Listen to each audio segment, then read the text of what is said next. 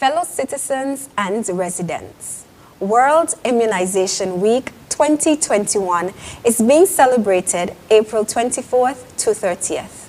This annual public health campaign by the member states of PAHO aims to promote equity and access to immunization, strengthen immunization programs in the region of the Americas, and reach those at heightened risk of contracting various vaccine-preventable diseases. This is a time of year when there is substantial focus on immunization of vaccines to protect people of all ages against disease, being cognizant that immunization saves millions of lives every year and is widely recognized as one of the world's most successful and cost-effective public health interventions. For over 40 years, PAHO's expanded program on immunization, EPI, has helped make the Americas a global leader in elimination and control of vaccine-preventable diseases. Rubella, congenital rubella syndrome, measles, and neonatal tetanus. Since the creation of the EPI in 1977, countries have moved from using 6 vaccines in their national vaccination schemes to an average of more than 16 vaccines, which represents greater protection for the population.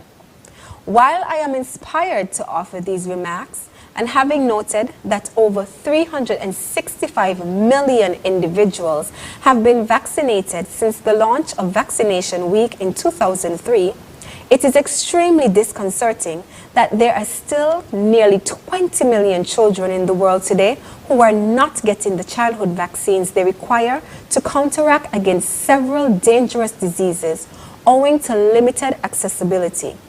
Some of these diseases include tetanus, whooping cough, polio, measles, mumps, and hepatitis B.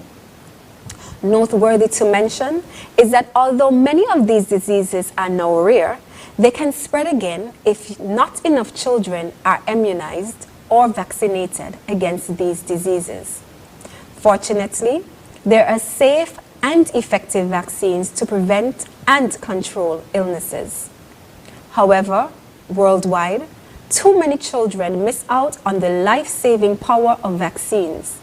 Given a healthy start in life, free from the fear of contracting a vaccine-preventable disease, children are expected to move across the life continuum through adulthood and beyond. According to global statistics, it is scary to imagine the future of almost 14 million children who do not and cannot receive a single dose of disease-preventable vaccine on an annual level.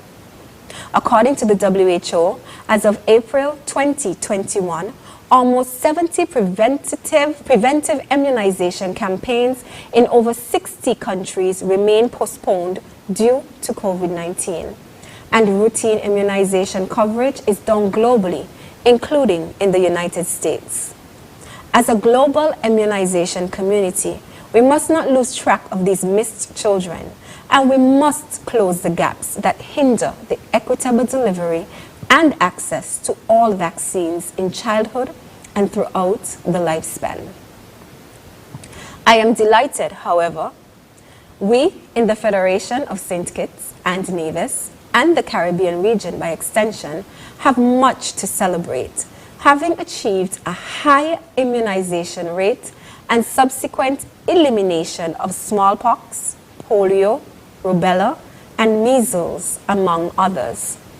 At the local level, the Federation's National Immunization Program, which includes vaccines for the prevention of the diseases mentioned above, boasts of an admirable childhood immunization success rate of 96 to 98% birth to grade 6, which is the envy of many countries. In addition to the common childhood vaccines, the influenza vaccine was introduced in the St. Kitts and Nevis immunization program in 2018 with focus on 4 clientele groups identified as high risk. The targeted groups are healthcare workers, pregnant women, older adults, and persons with chronic diseases. Further, the human papilloma vaccine, HPV, was introduced into the St. Kitts and Nevis National Immunization Program in October 2019 to grade 6 students with an impressive 92% coverage, having seen 758 students vaccinated from a target population of 824. The ministry is confident that the Federation is therefore on a trajectory to mitigate the incidence of the related strain of cervical cancer in our efforts to combat NCDs. Of interest is the fact that the Federation also offers the yellow fever vaccine on request to persons traveling to countries that are endemic for yellow fever infection, and over the period 2018 to 2020, 432 doses were administered. It is therefore appropriate at this juncture to applaud the Ministry of Health for its robust immunization program, as well as to commend the persistent, successful efforts of our community health nurses who have been relentless in their endeavors to promote a diverse level of immunization within the country. Vaccination Week 2021 is being commemorated under the theme, Vaccines Bring Us Closer. This is indeed a compelling reminder of the power and strength of vaccines to save lives through collective efforts and successful immunization campaigns. Further, the theme is even more important when at this juncture, globally, the world is confronted with the coronavirus pandemic that is wreaking devastating havoc on lives and livelihoods. In an era when all of us have been forced to engage in unappeasable social and physical distancing and the wearing of face masks, indeed, only vaccines and immunization can foster physical proximity and bring us closer to each other. As more people are protected from COVID-19 through vaccination, our goals of achieving maximal closeness again, reducing travel restrictions, masking and distancing requirements will undoubtedly be closer to attainment. Clearly, not only have vaccines protected us for decades, but it has been proven that vaccines will continue to help us with our usual traditional existential way of life. Unquestionably, the COVID-19 vaccines will allow us to freely gather safely, whether for work, leisure, learning, duty, or worship. Will facilitate the building of bridges across generations, protecting the very young and old by preventing disease transmission within households and among caregivers. And certainly, the vaccine will bring us closer to our own potential, enabling the immunized to thrive across the lifespan, safeguarded from dangerous and debilitating vaccine-preventable diseases. It is the ministry's fervent desire to see our citizens and residents venture out into communities, the workplace, and the wider world with confidence to contribute and thrive throughout their lifespan. But this can only be realized with the COVID-19 vaccine.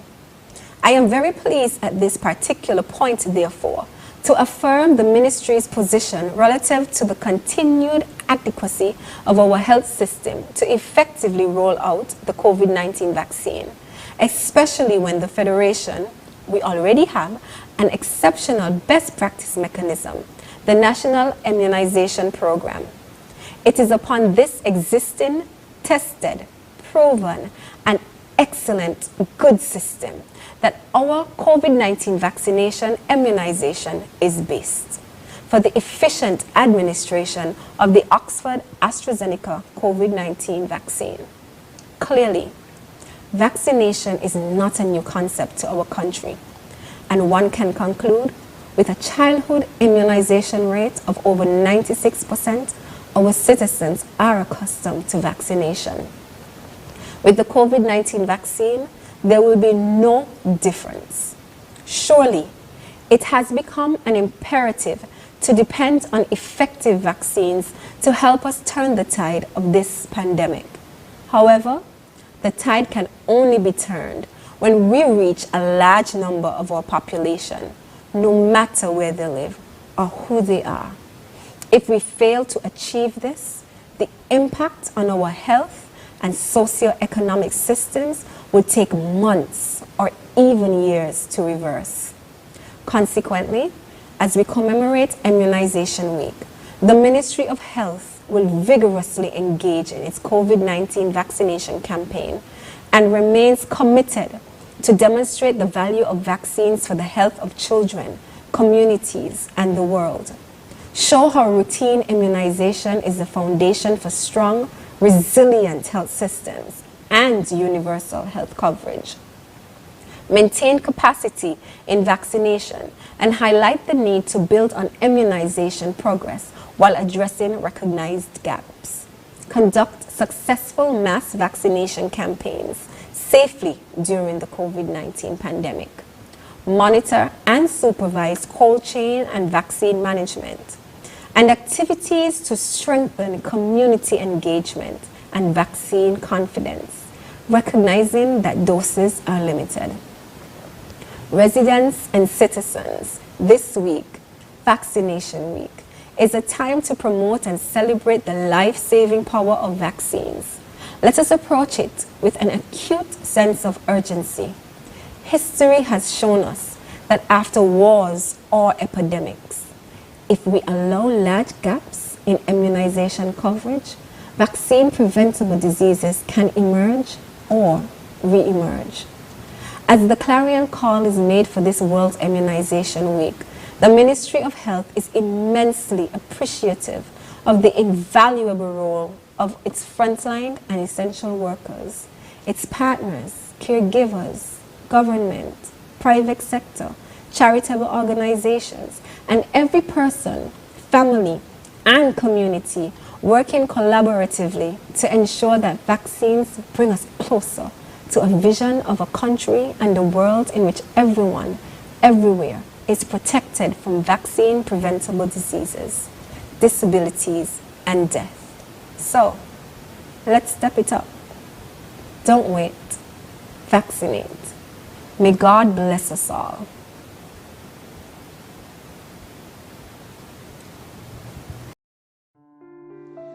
As we celebrate our 19th Vaccination Week in the Americas and the 10th World Immunization Week, I find myself reflecting on how far we've come since our last Vaccination Week in April 2020. Last year at this time, there were so many unknowns about COVID-19, and the prospect of having vaccines to protect us seems so far away.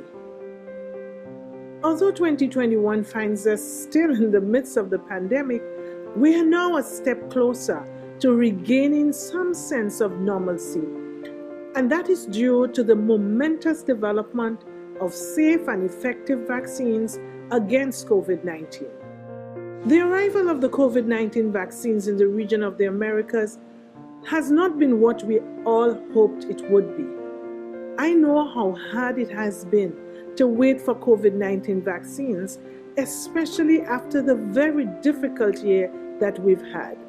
We long to be with our family and friends, to travel, and to enjoy many of the things that we did and took for granted before the pandemic.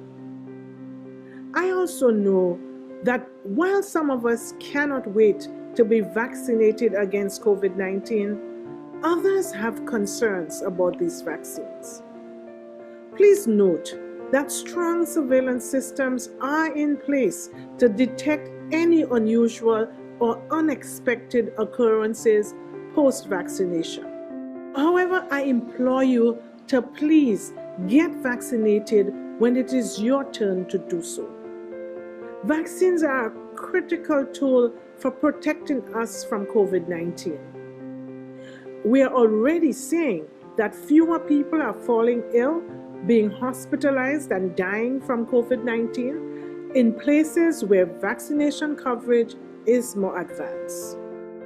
Now, while we are focused on rolling out COVID-19 vaccines, let us not forget the importance of routine immunization in keeping diseases at bay and families together. It is absolutely critical for us to continue with our regular immunizations while we wait for COVID vaccines. Please talk with your healthcare provider to make sure that you and your family members are all up to date on your routine vaccines. Whether it is to protect against measles, whooping cough, rotavirus, polio, or seasonal flu, vaccines are the best way to protect us from getting sick from over 20 dangerous diseases. Finally, I would like to take a moment to recognize the hard work of our dedicated healthcare workers who have labored for countless hours to maintain immunization programs during this pandemic, which has not been an easy task, and who must now add COVID-19 vaccine rollout to their other efforts. You, our healthcare workers, are our most important vaccine advocates. You are the ones that community members trust most when it comes to immunization. And so we thank you for providing quality immunization services, answering questions, and addressing concerns. Truly, we could not do any of this without you, and we applaud you for your sterling efforts.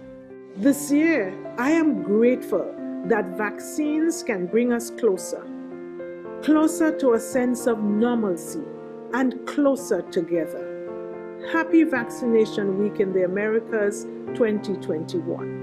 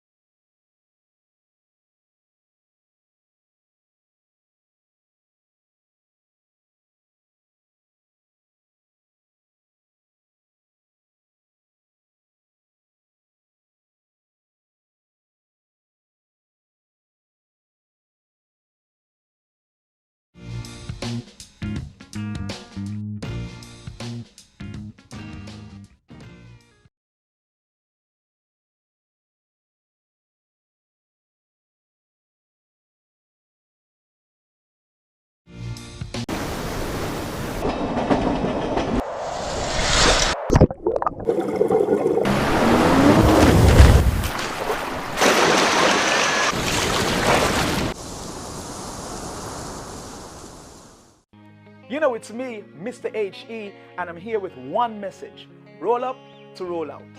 We all know how difficult things have been during this COVID-19 pandemic. While we continue to wash our hands, wear a face mask, and practice social distancing, how about we take it one step further and get vaccinated? Call the nearest health center to find out if you are eligible to be vaccinated. Or you can contact the Ministry of Health at any one of these numbers down below. Don't be discouraged by the negativity. We all have a role to play in protecting this federation. So, St. Kitts and Nevis, let's roll up to roll out.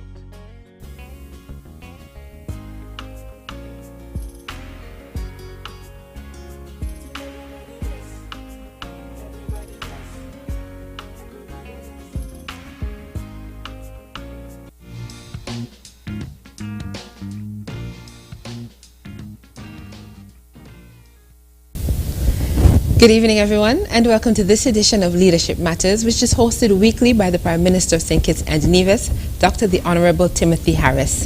He uses this forum to keep you, the people of St. Kitts and Nevis, up to date with what's happening in the Federation. Every week, he is joined by key officials in the private and public sector, And this evening, his special guests are Chief Medical Officer in the Ministry of Health, Dr. Hazel Laws, Medical Chief of Staff at the JNF General Hospital, Dr. Cameron Wilkinson, and Chief Executive Officer at the St. Kitts Tourism Authority, Raquel Brown. At the start of each program, we begin with opening remarks from the Prime Minister and his guests. And at this moment, we will now hear from the host of the program, Prime Minister Dr. the Honorable Timothy Harris. Mr. Prime Minister. Thank you very much, Madam Moderator. Let me begin by extending best wishes and greetings to all watching and listening this edition of Leadership Matters. I am encouraged by informed reports that Leadership Matters continues to be the most comprehensive, interactive, and informative discussion program on the policies, actions, and performance of the People's Government. I shall endeavor and indeed commit to make myself available regularly to host this quintessential example of democracy and good governance at work. I thank the thousands here and afar who tune in regularly to be informed on serious matters of state. My fellow citizens and residents, we are now approaching 6 months since the reopening of our borders fully to commercial, regional, and international travel.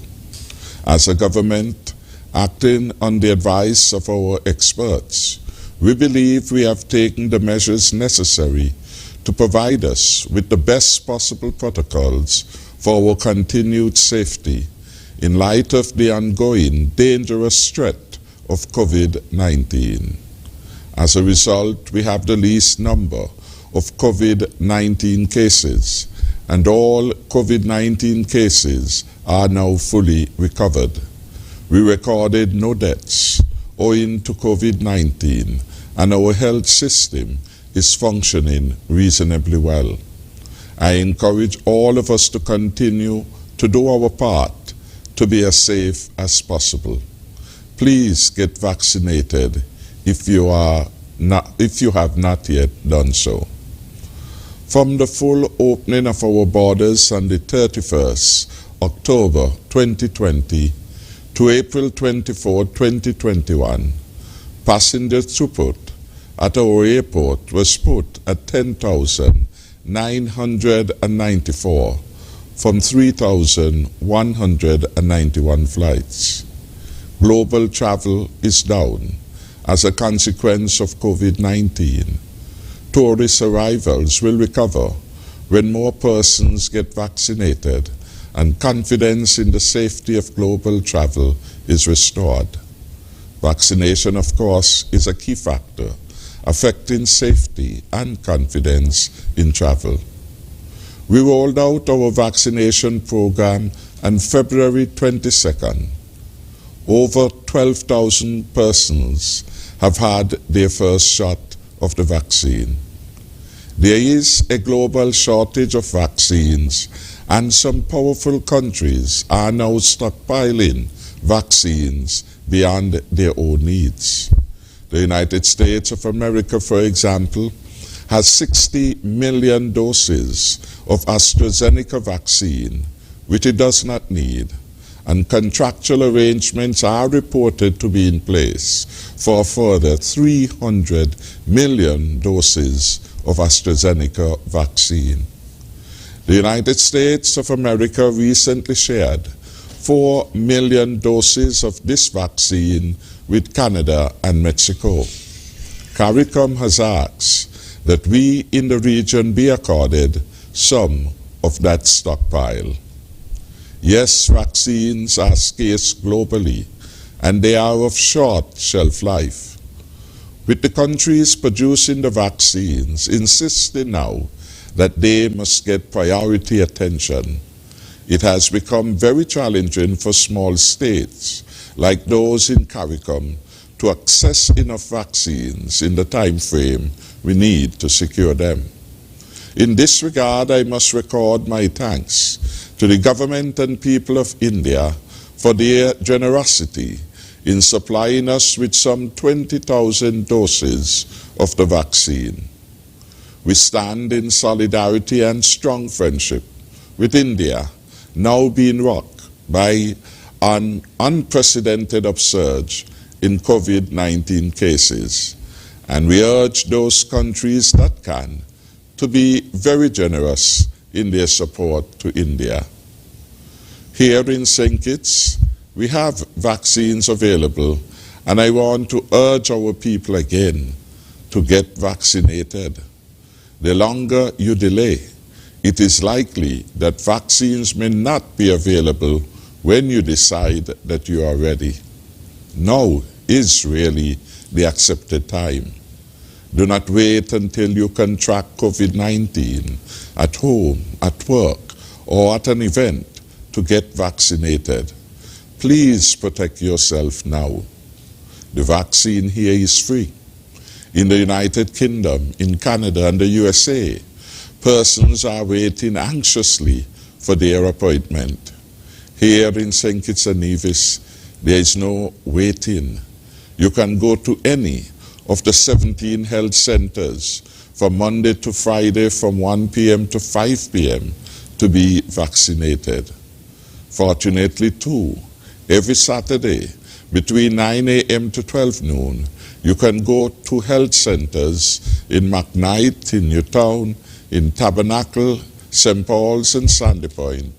And some health centers and Nevis are open on some Saturdays in order to facilitate your being vaccinated. The recent lockdown in Anguilla reminds us that we are not safe until we get vaccinated. Anguilla was doing very well until recently it had a cluster spread. School children, teachers, and parents and guardians are all affected there. To date, Anguilla now has 80 confirmed cases and counting. As of yesterday, there were 51 newly diagnosed cases linked to the cluster. Anguillans are now rushing to get the vaccines. We in St. Kitts and Nevis know that COVID-19 kills. It has caused the death of more than 3 million persons around the world and over 9,000 deaths in the Caribbean. Do not take a chance with a deadly disease. Please protect yourself. Get vaccinated soonest. Vaccination provides the pathway to the stronger and safer future of job growth, high incomes, and increased opportunities, especially for our young people. Many persons here are part of the 255 million persons around the world who lost their jobs or are forced to survive and reduce incomes as a consequence of the COVID-19 pandemic. For us to put them back to work on a permanent basis, we need them and every adult to get vaccinated. The sooner we do this, the better and stronger we will be, and the more resources we will have to put our country on a stronger and safer path to recovery. I want to offer commendations to the 12,298 plus persons representing just over 37% of our target population who took time to get the vaccines as of today, April 27, 2021. Come the first week of May, thousands of others will be stepping forward to take the second dose of the AstraZeneca vaccines. Over the last couple of weeks, we have listened to the calls and requests for some changes in our COVID-19 protocols for persons who are fully vaccinated.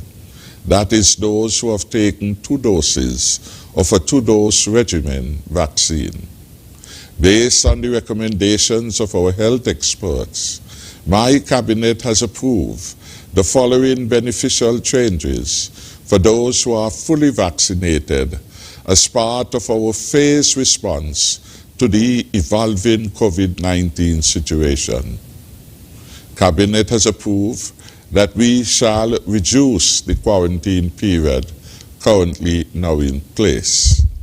Our medical experts have recommended that we reduce the quarantine period for the fully vaccinated inbound air travelers to St. Kitts and Nevis from 14 days to 9 days effective the 1st of May.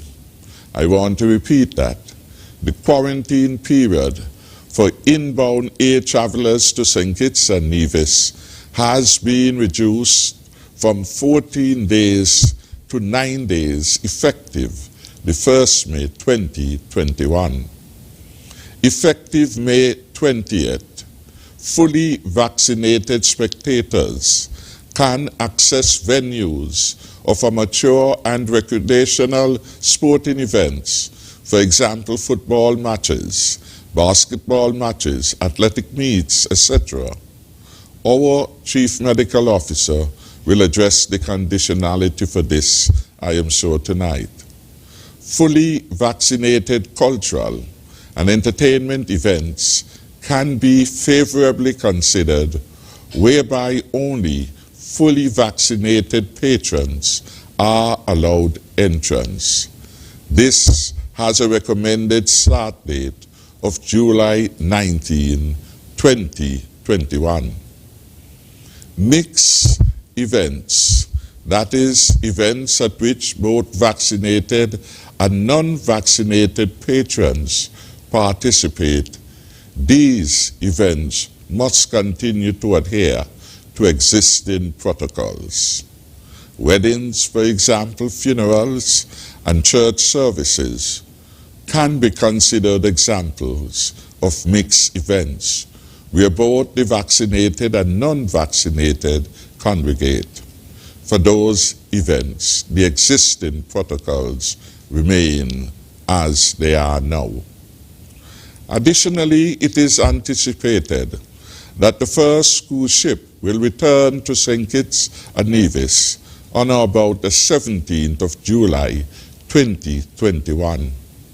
This means, of course, an opportunity for our fully vaccinated taxi operators, restaurateurs, and all those who benefit from cruise tourism.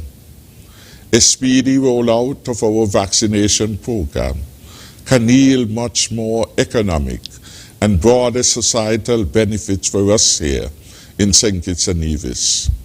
Just as our being low risk for COVID-19 brought the Federation 2 movies so far, and 5 more to be produced here this year, achieving herd immunity will yield other economic benefits. Being the first to be fully vaccinated or to achieve herd immunity can put us at the top of the list for cruise and other tourism segments. How well it would be for us if, because of our status as a fully vaccinated country, people felt safe and everyone wanted to vacation here in St. Kitts and Nevis. Imagine it. Hotels filled to capacity. Taxis will have a bonanza. Brimstone Hill Scenic Railway, Sky Safari, for example, would begin taking bookings months in advance. Operators of water taxis, the catamaran, fishing excursions will all be doing very well. Foreign exchange will be earned and our people will be put back to work. We in St. Kitts and Nevis can make this reality happen. What if we can reach our threshold or close enough of herd immunity earlier than anticipated? There be crowds and revelers close to what we are accustomed.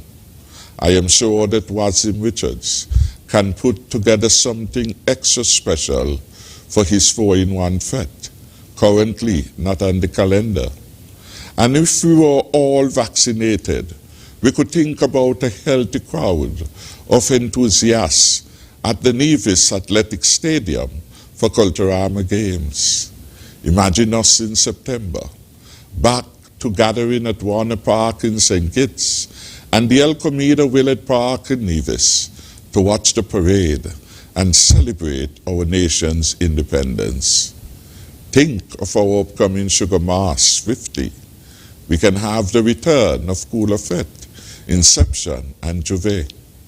All these and more are doable if we meet our target for herd immunity. Let us approach this with that same sense of shared responsibility and national purpose that have made us the envy of the region. We as a country have been able to avoid costly borrowing and run thus far on the savings that we had set aside prudently in the precious years of plenty. But it is time for the country to start earning revenues again. It is in your hands and in the hands of all of us.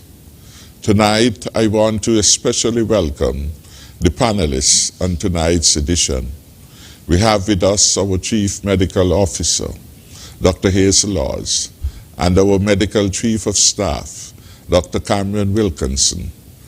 They have both given yeoman's service to our country in this its most taxing time of COVID-19. With us also is the CEO of the Tourism Authority, Ms. Raquel Brown.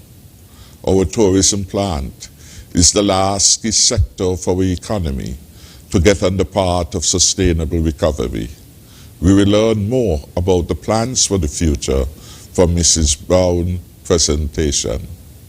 In closing, I say thank you to all who have been praying for me, my family, our people, and country. And I pledge to do all that I can do to keep my people and country safe. May God bless us all. I thank you for tuning in. Thank you so much, Mr. Prime Minister. We'll now hear from the Chief Medical Officer in the Ministry of Health, Dr. Hazel Laws. Thank you, Ms. Bryan, and a pleasant good evening to everyone. The COVID-19 pandemic has shown us how devastating an infectious disease can be without access to vaccines to control it. COVID-19 has infected 147.5 million persons and killed at least 3.1 million persons in the world since last January, according to data by the World Health Organization. A second wave of the pandemic is raging in India, which reported over 300,000 new cases for the 6th consecutive day yesterday. COVID-19 cases continue to increase in the Caribbean region, with 11,853 confirmed cases and 161 deaths reported by the 9 Organization of Eastern Caribbean States. Our sister island, Anguilla, is trying to contain a cluster of COVID-19 cases it first identified last week, Wednesday. In less than 1 week, 55 persons linked to the cluster have been identified through contact tracing and found to be positive. That is 50 adults and 5 children. It is alleged that this rapid change in COVID-19 status has been linked to entrance of undocumented or irregular migrants into Anguilla from St. Martin. In St. Kitts and Nevis, we must be wise and learn from this occurrence. We must strengthen our border surveillance. All of society is required to help monitor our porous borders and report to the police any illegal boat movements and the presence of strange faces in our communities. We have since learned that health professionals in Anguilla have been experiencing a challenge with vaccine hesitancy, like us. Some persons in Anguilla have adopted a wait-and-see approach to accepting the COVID-19 vaccine. We must all agree that those who have recently been diagnosed with the disease ran out of time. In our federation, we have reported 44 cases so far, and all cases have recovered. Ladies and gentlemen, it is now 41 days since we have identified our last case. Our COVID-19 vaccine rollout was launched 9 weeks ago with 12,298 vaccine doses administered. More specifically, 9,326 doses in St. Kitts and 2,972 doses in Nevis. In other words, we have covered 37.2% of the target population and 26.1% of the total population with the first dose.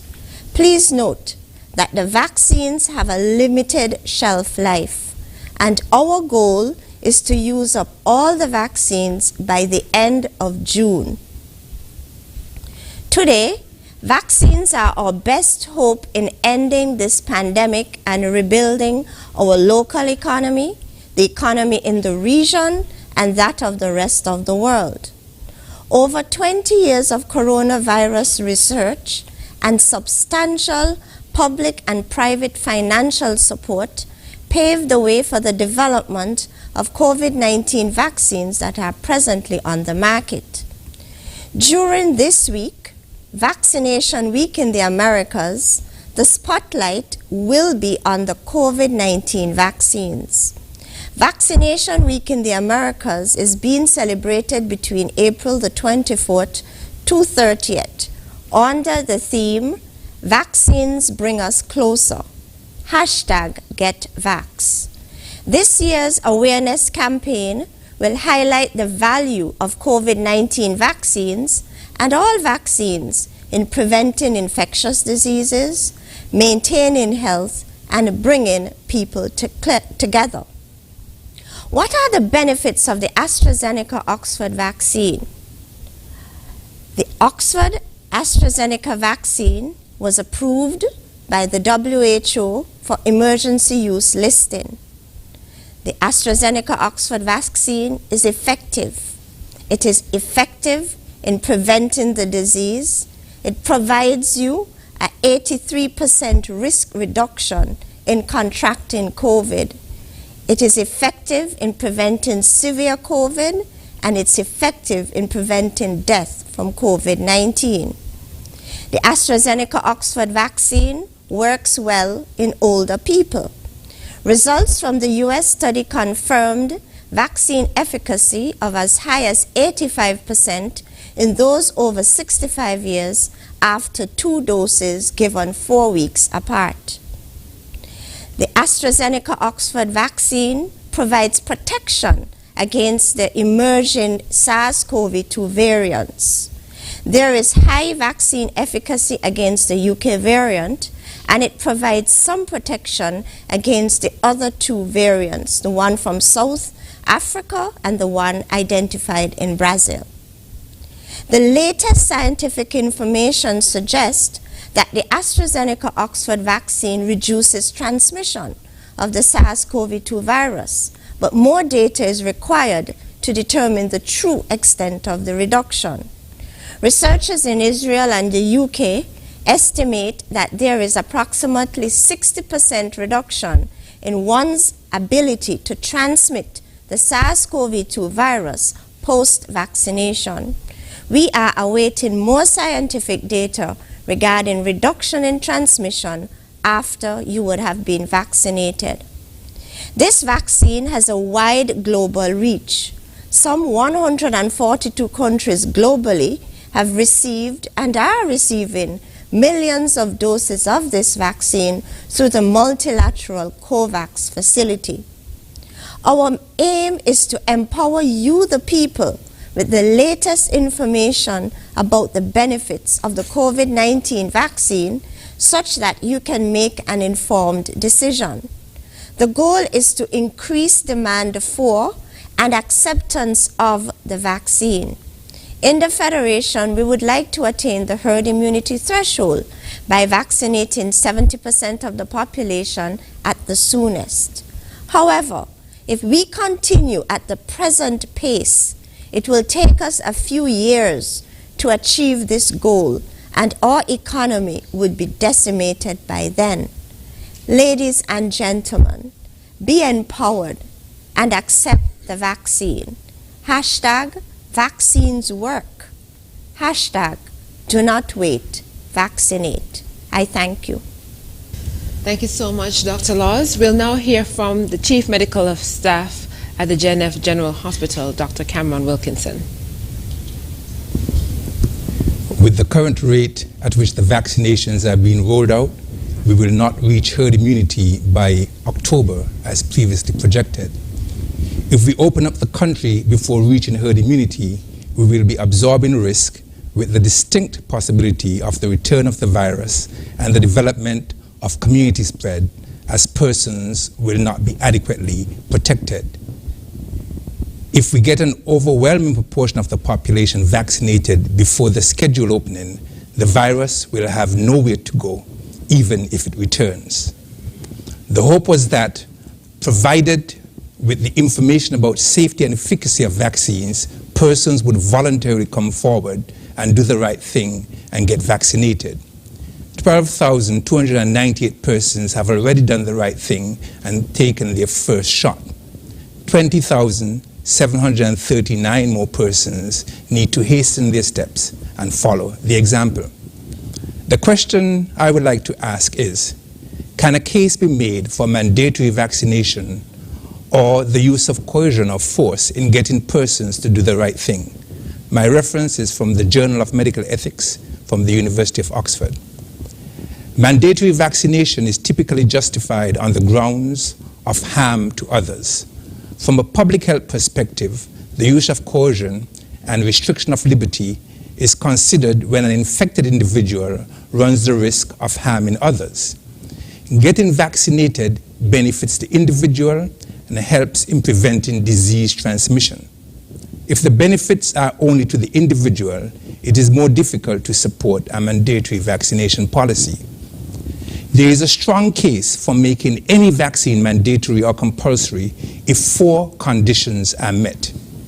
These are: 1, there is a grave threat to public health; 2, the vaccine is safe and effective; 3, mandatory vaccination has a superior cost-benefit profile compared with other alternatives, in this case, voluntary vaccination; and 4, the level of coercion or force is proportionate. In other words, the penalties or costs for non-compliance are proportionate. Each of these conditions involve value judgments. Vaccine hesitancy is a real problem, and despite widespread education programs on the vaccine, there are many who still remain rooted in their anti-vax positions, even at the expense of the health and safety of others and the future of businesses where they work. Recently, a number of businesses came out with strong recommendations to their employees to increase the vaccination rate and make their work environment safe. This was met with much criticism. But can coercion be justified from a public health perspective?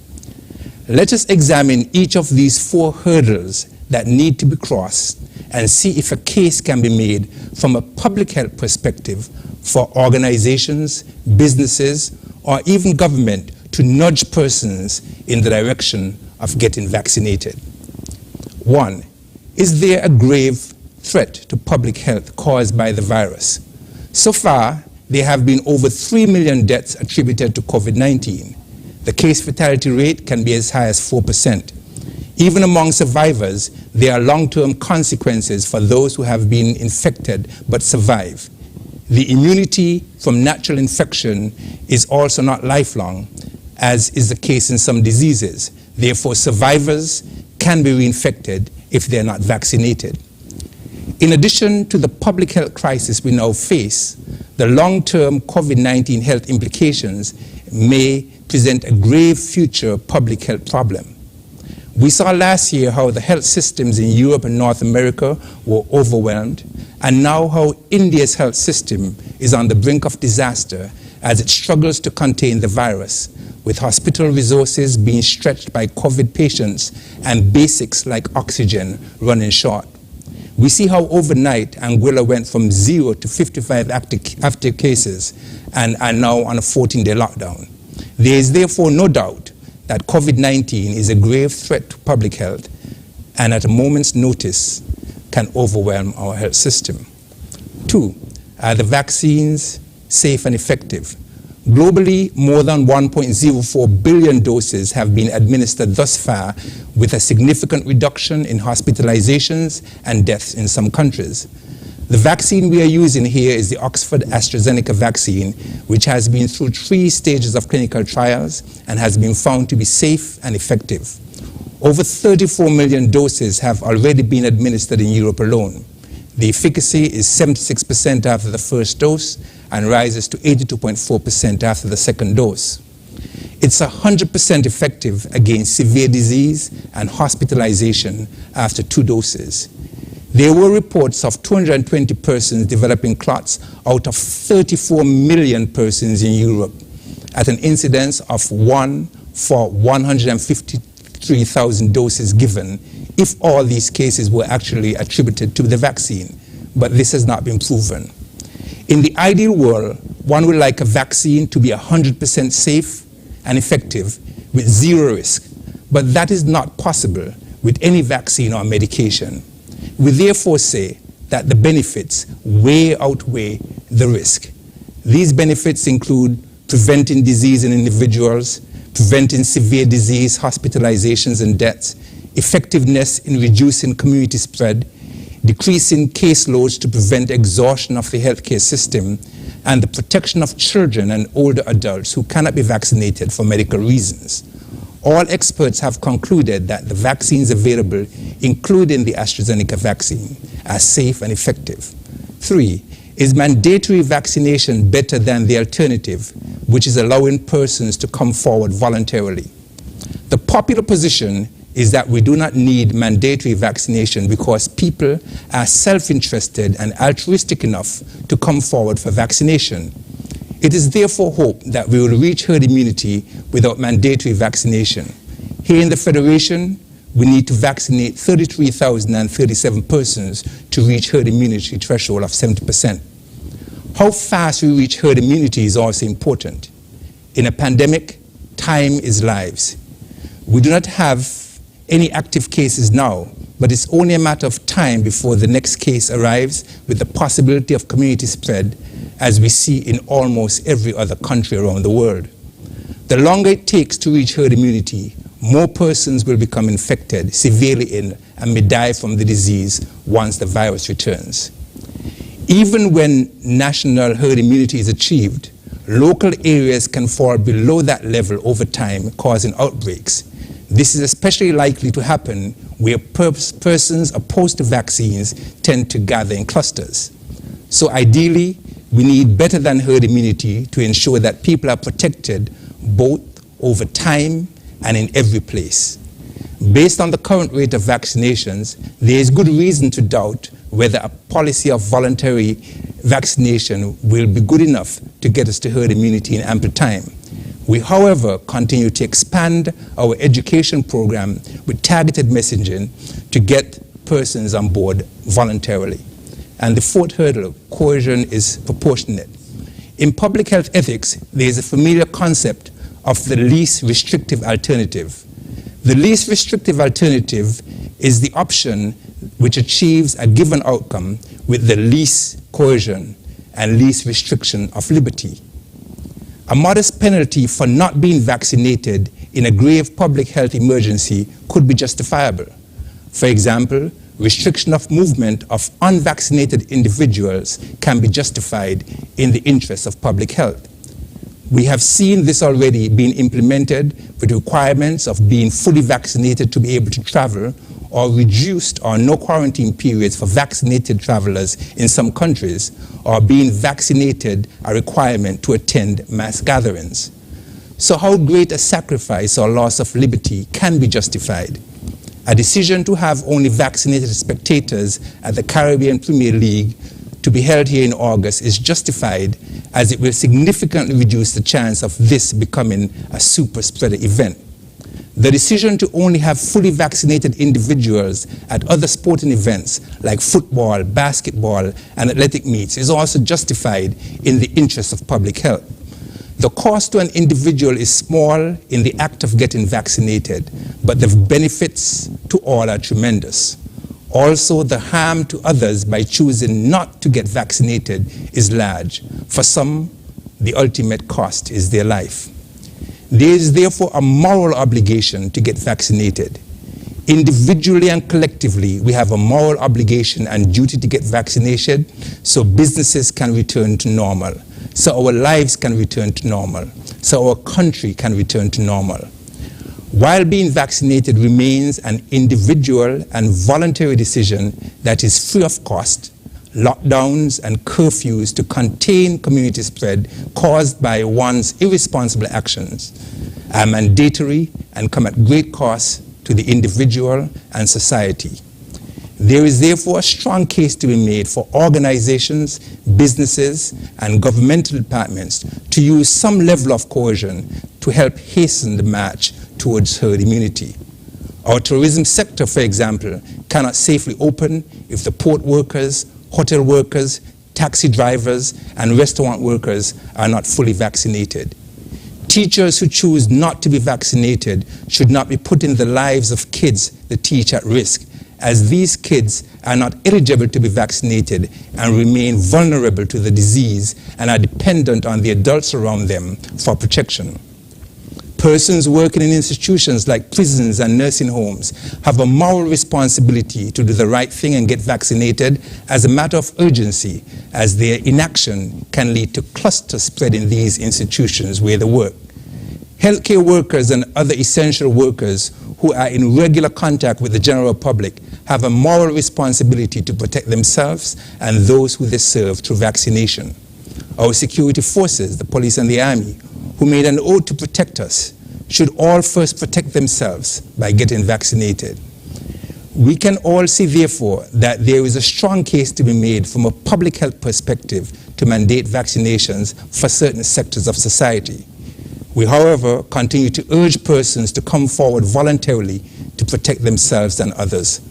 Herd immunity benefits society collectively, so it's only fair that the responsibility of reaching it be shared evenly among society's individual members. I do believe that we can reach herd immunity if we all work together and do the right thing and roll up our sleeves voluntarily and get vaccinated. No stone must, however, be left unturned in protecting the life of each and every citizen and resident of this blessed federation, especially those who are dependent on herd immunity for protection.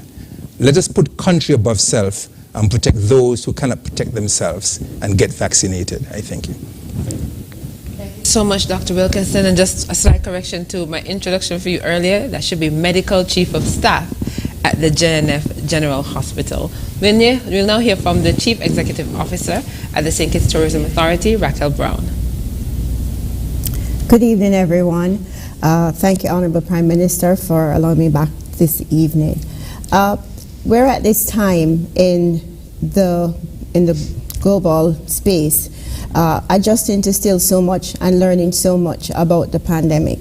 The Prime Minister just made an announcement as it relates to vaccinated travelers and the reduction of quarantine. And so we know that there will be a lot of questions put towards the Chief Medical Officer, Dr. Laws, and also the Federal COVID-19 Task Force as how we will proceed for this, especially for those visitors who will be vaccination in place for 7 days. However, we have to realize that still we are in a pandemic, and it doesn't mean that we get to proceed without taking caution. If we do not take every step to mitigate what is happening, we can end up like Anguilla, and there are many other countries within the Caribbean that are known tourism destinations that still have community spread. So for us in the tourism industry, for both the Ministry of Tourism and the St. Kitts Tourism Authority, we're really pleading with our tourism stakeholders to understand that the only way that for everyone to benefit from tourism and have the impact of the trickle-down effect that it does provide to even the mechanic who used to repair buses for taxi operators that no longer is doing that, we need to understand that vaccination is our only hope. We cannot return to some point in time what 2019 was, where we ended at 1 million cruise ship passengers and we had over 130,000 stayover visitors.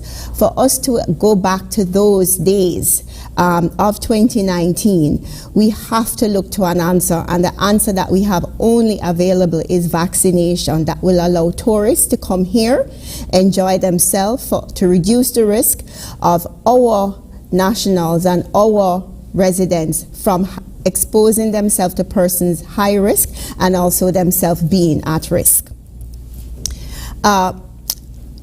As you all would have heard and the Prime Minister spoke to a while ago, our first cruise is with Seabourn Cruise Line, and it is scheduled to arrive here on July 17th. Please note, 2 weeks ago we spoke about the phased approach to the resumption of cruise, and it is a phased approach as we had with stayover when we reopened our borders October 31st. At this time, we will only have bubble vaccinated tours operating, and this is not to force anyone to take the vaccine. I'd like to reiterate that. It is not forcing anyone to take the vaccine. However, how can the destination sell tours when passengers are required to be vaccinated and crew are required to be vaccinated by cruise lines? How then can we market the destination to say that we're maintaining our record of being safe if we also do not have bubble vaccinated tours, meaning that our tour operators and our attraction operators are not vaccinated? We hoped that in June the cruises would have resumed, but so far the first cruise is designated for July 17 by Seabourn. For those of you who know, Seabourn is a very high-end cruise line, and it is not a huge ship, it's not a mega ship, but it is a substantial ship that will be coming to St. Kitts. And as we like to say in St. Kitts, one of the reasons for our success is that we basically marketed and worked hard for basically every cruise line to come to St. Kitts, and Seabourn is our first. As I said, the first phase is vaccinated bubble tours only. It's not a mandate, but it is to keep us safe. We also hope that those tour operators and attraction operators, because you will be vaccinated, within your home also you'll be vaccinated. You've heard both Dr. Laws and you've heard Dr. Wilkinson speak to families and protecting our little ones, our young ones. If you are not vaccinated, you run the risk of exposing at a higher level your family to COVID-19, and our little ones really need to be protected.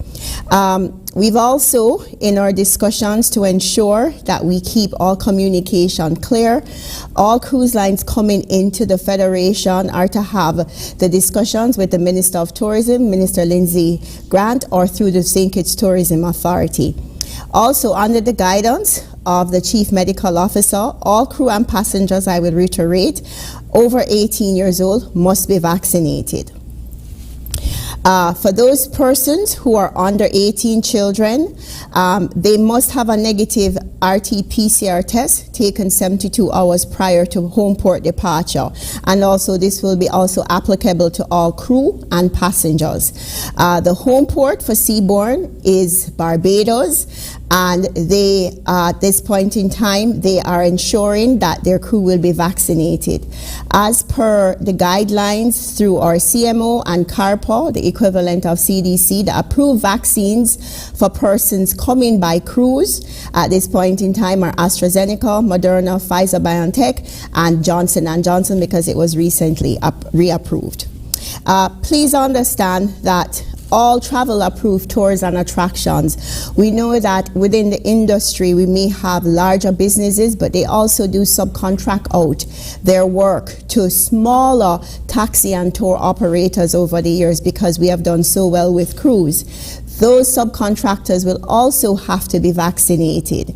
Also, travel approved tours and attractions will have to be inspected, and ensuring that to get the seal, your staff have gone through the training and that you meet the requirements of the Ministry of Health and also the St. Kitts Tourism Authority. Please also understand this is not just about the private sector. This also includes SCASPA staff, immigration, customs, anyone interacting with the ship, the cruise vessel while it is in port. It is most important that we understand we can't have an individual that is not vaccinated, as it is a concern as it relates to where we sit, and we really would like for Seabourn to be a success. We saw last August when Sea Dreams, the Fred Olsen cruise was not successful. Persons thought that it could just work with protocols and testing. We now know that that cannot work. Vaccination is the way out for us, and if we really would like to have a success story for cruise, because we do not live on our own like stay over, it's built on itineraries including other cruise destinations, we have to ensure that we're doing our part to ensure that persons here interacting with the vessels are vaccinated.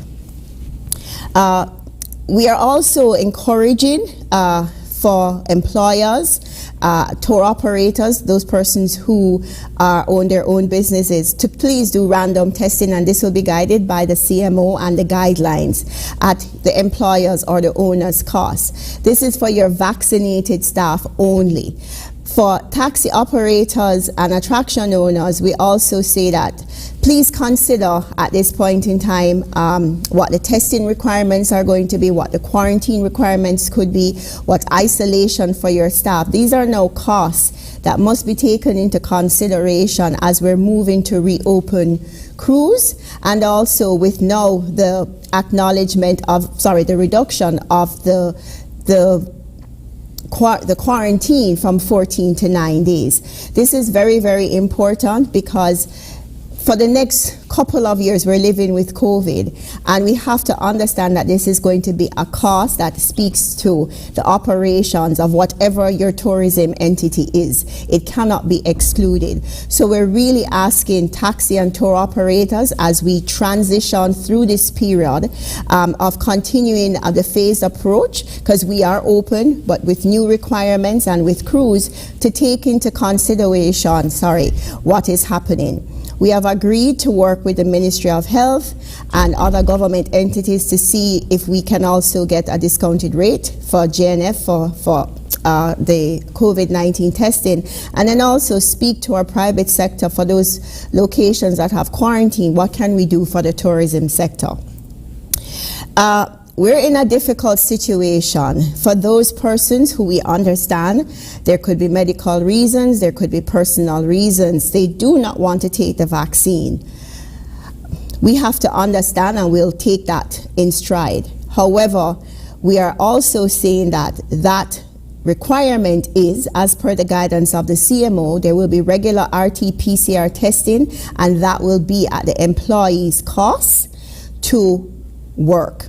Now, this does not mean that persons who are not vaccinated will be allowed to work in the vaccinated bubble tours. No. Only bubble vaccinated tours will be allowed to operate at this point in time, because it is the safest way, especially for cruise, for us to ensure that we have a very successful phased process of reopening cruise. We have had discussions with the neighboring destinations that are sharing the itinerary through the Ministry of Tourism. and the Ministry of Tourism for the other destinations, and it is important that we've recognized that each destination is going to have their own protocols. And for this to really work, for this to be a success, we all have to have basic minimum protocols to operate. And we had a call today, and we have basically agreed on some of the following. For those who are going to be home porting out of Barbados, specifically for the seaborne cruise, all passengers are required to submit a negative RT-PCR test 72 hours prior to the arrival at their home port. The 4 vaccinations from PAHO and WHO that are certified that I mentioned earlier, AstraZeneca, Johnson & Johnson, Moderna, and Pfizer-BioNTech. There's also the consideration that even though they have submitted their tests and they've been approved to go on the vessel, rapid tests are going to be required before, as a last-minute check for them before they board the physical vessel for home ports in the OECS and Barbados. There are some destinations that are not on this because they're not a part of OECS and Barbados, so therefore we could not include them because only the OECS and Barbados at this point in time, as it speaks to St. Kitts specifically, and we know the itineraries that we are on, specifically for Seabourn for July 17th, we're speaking about. We all agreed it's very important to have a corridor of containment from gangway to gangway, and St. Kitts in this conversation was the only destination that basically had vaccinated bubble tours or attractions, and we suggested that this was the best way to ensure that we had a success. And so this is for common thought as it speaks to other destinations, and there were other destinations including the home port, Barbados, that agreed to this. I can't say if there were others that didn't, but basically we have all agreed that for this itinerary to be successful, we all have to have the minimum standards. Also, it was discussed that guests will not be permitted to integrate with the public, so someone cannot come off in Port Zante and walk through the arrivals hall and come into Bastyr. Similarly, in other destinations, we felt that at minimum, even if there was this concern about bubble vaccinated tours because of the availability of vaccines in the respective destinations, we must ensure that we minimize risk and not mix with guests in the general public. And this, we understand, for those in the OECS and Barbados, was not something that they had an issue with. It's also important, and this came up, there are persons who may want to come off the gangway and they're just not listening. We do have sometimes passengers who do not listen. If they participate in an unapproved tour, it was agreed that they will have to disembark the vessel and pay for their return flight back to their home port.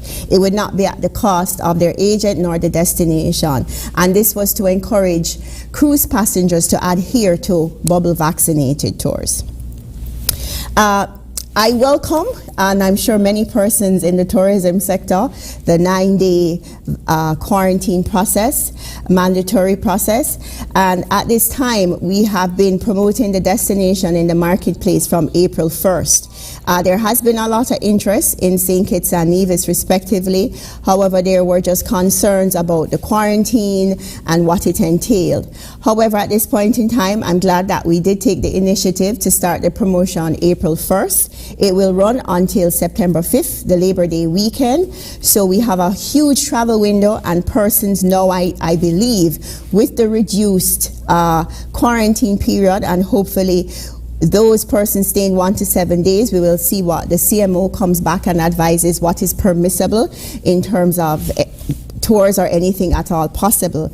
But the opportunity, is really one for us, because the destination is automatically offering an automatic room upgrade, and also children, also for those properties who do offer for kids to stay, they will be staying free. So at this point in time, the destination is really promoting for the next 4 months, from April 1st to July 31st, for the opportunity for persons who would like to take a vacation specifically in our target market to come to St. Kitts and Nevis.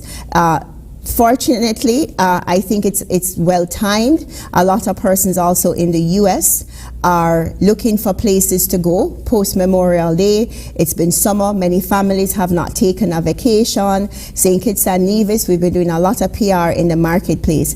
And so we believe not that we are going to get huge numbers, but we will see incremental visitation for summer. And hopefully we'll maintain the positive rollout of vaccination in the United States. And hopefully we can have a very, very blessed Q4 with increased air arrivals. Thank you. Thank you so much, Raquel Brown from the St. Kitts Tourism Authority. At this moment, we are going to take a quick break, and when we come back, we are going to have the part of the program where we hear from you, your questions, concerns, and suggestions. But let me share with you the numbers just before we go to that break. If you want to call in, you can participate by dialing 466-2666, 662-8674, 767-4765, and the international line is 1-239-645-4500. You can also send WhatsApp messages to 661-5683, that's 661-5683, or WhatsApp voice notes to 660-7168, that's 660-7168, and those numbers are listed at the bottom of your screen for your convenience. So we're going to have a quick word, hear a number of messages, and we'll return with Leadership Matters right after.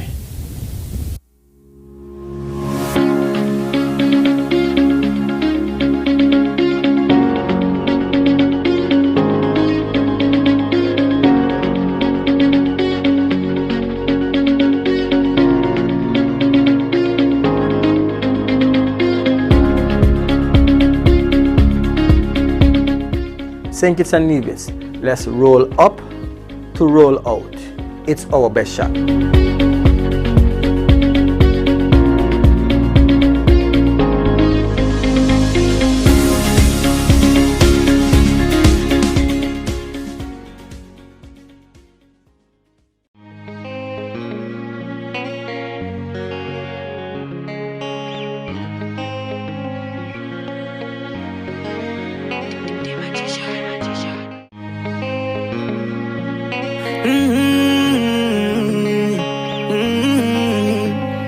Yeah, I know we can make it.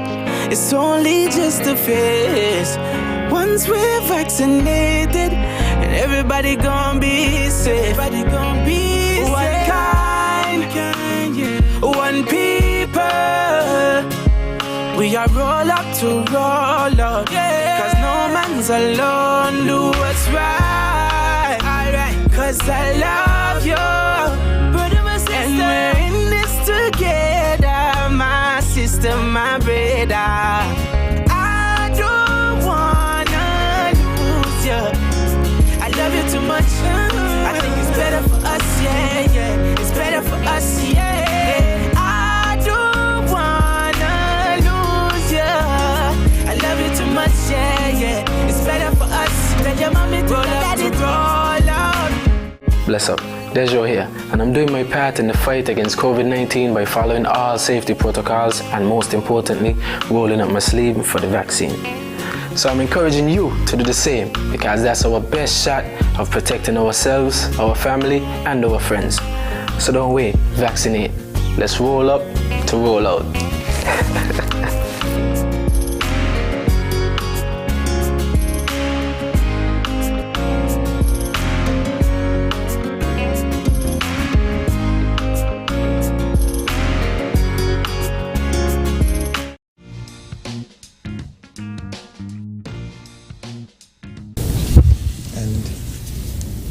Welcome back to Leadership Matters, which is hosted weekly by Prime Minister Dr. the Honorable Timothy Harris. And this evening he is joined by the Chief Medical Officer in the Ministry of Health, Dr. Hazel Laws, Medical Chief of Staff at the JNF General Hospital, Dr. Cameron Wilkinson, and Chief Executive Officer at the St. Kitts Tourism Authority, Raquel Brown. My name is Jacqueline Bryan, and I'm your host this evening. And Leadership Matters is aired live on ZIZ Radio, Freedom FM, Vaughan Radio, Win FM, and Sugar City FM. It is also streamed live on the Facebook pages and YouTube channels of ZIZ and the St. Kitts and Nevis Information Service, also known as SKNIS. So you can look for the program there as well. The program is also made available on Spotify and Apple and Google Podcasts. And the aim is to reach you wherever you are on a platform that is convenient for you. So, at this stage, we'll go directly to the phone lines. I'm told we have callers waiting. So we'll take our first call for this evening. Welcome to Leadership Matters. You're live. Good evening. Good evening. Mr. PM and his team of experts. PM, I'm pleased to have you spend another Tuesday night with us, but I'll be very brief. Recently, today on the news actually, I heard that the United States was supplying some 60 million doses of vaccine to India. We know the situation with India, and it almost sounds as though they are unable to produce enough for their own needs. We get our vaccines from India, and I did understand that our dosage, which was 20,000, versus does 21,000 minus 2,000, which went to Grenada, leaving us with 39,000. Those should expire sometime soon, and we do have need for exposure in the return of cruise ships. We have the CPL, and we have Culturama. What are we going to do in a situation like that? I know at one time we said that there was some $800,000 assigned by the Ministry of Finance to purchase vaccines, and the kind people of Taiwan had donated $600,000 US to buy vaccines. There seems to be no shortage of finance in that respect, but there may be a shortage of vaccines. So where do we intend to get vaccines from to meet the potential increase in demand over the next few months? Thank you. Thank you so much for participating in our program. We'll take a... Hello? Hello? Hi, good evening. One moment. Okay, thank you so much for your patience. You're live on Leadership Matters. Hello? Hello, good night. Okay, hello, good evening.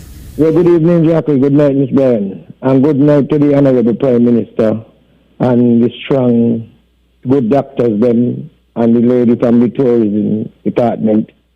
I want to commend each and every one of you to come on this program, Leadership Matters, and really spread it out to the people of the Federation of St. Kitts and Nevis, because that is what we need. Because some people say they didn't hear nothing, and nothing does got to them.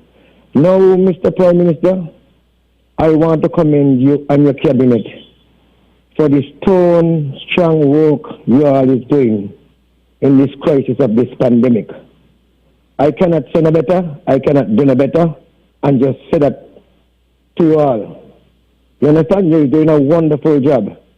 And, Mr. Prime Minister, my little question that when you know, got football right now, and we have no community spread and nothing yet, and you know nobody could go in the park. I believe the park big enough that people go in the park and keep the social distance. Even the 200 people will go in the park because it's a football match and people want to see the team play. Because brothers are consistently calling, so don't a Friday time. If you see the crowd down there drinking and over 300 people, no social distance, no mask, nothing.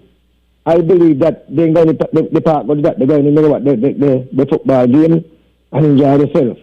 Now, Mr. Prime Minister, again, I want you to just keep focus and listen to the people of the Federation, because, Mr. Prime Minister, I don't know how we don't sneeze at the time, or how we name calling up every day from different radio station. Calling, but Mr. Prime Minister, let me tell you something. Do not trust no one and come to you and say they're going to tell this and tell you that. There's a gentleman on a radio, with a radio talk show, And let me tell you something, he praised you up one way, and he's saying he begin you on your side the next way. Because anybody and that farmer government minister who don't like you and who want to see this unity be set up, I do not trust nobody with that farmer minister of government. And he said that the farmer minister of government is a friend. So I believe that every day come calling him and say all kind of things, just because maybe he want to get those rest in the cabinet, get them vexed, that the unity can last. But Mr. Prime Minister, I want you to continue to do what you got to do in the Federation of St. Kitts and Nevis. You're doing a good job. May God bless you in the cabinet. Thank you so much for your contribution to the program. We'll take another call. Welcome to Leadership Matters. You're live. Hi, good evening. Hi, good evening. How are you, Jackie? I'm doing quite well. How are you? Oh, I'm sorry. I would like to say good evening to the Prime Minister and his panel also. This question is for Raquel Brown. How are you, Raquel? All right. The question that I have, if you're aware that Seaborn usually go and dock over at its stream over at what do you call it at over by Mr. Sharp. Is that going to be the same procedure, or it's going to be downtown in Bastille? I'm calling as a taxi operator, and what I would like to know on the other taxi operators that have taken the first dose of their vaccine, would like to know, would we as taxi operators would be able to get a job? Because you know that there would be, as you said earlier, there would be contractors like the cantors and different folks. You didn't call any name, but I'm just calling name to let you know, are going to be taking up a bit of these folks. And I would like to know if we would be able to get a job as taxi operators, private taxi operators. And Mr. Prime Minister, the taxi operators also, we really need help. So if you can do something for us also, we'll appreciate it very, very much, sir. You all have a pleasant night. I'll wait to hear you all answer. Thank you.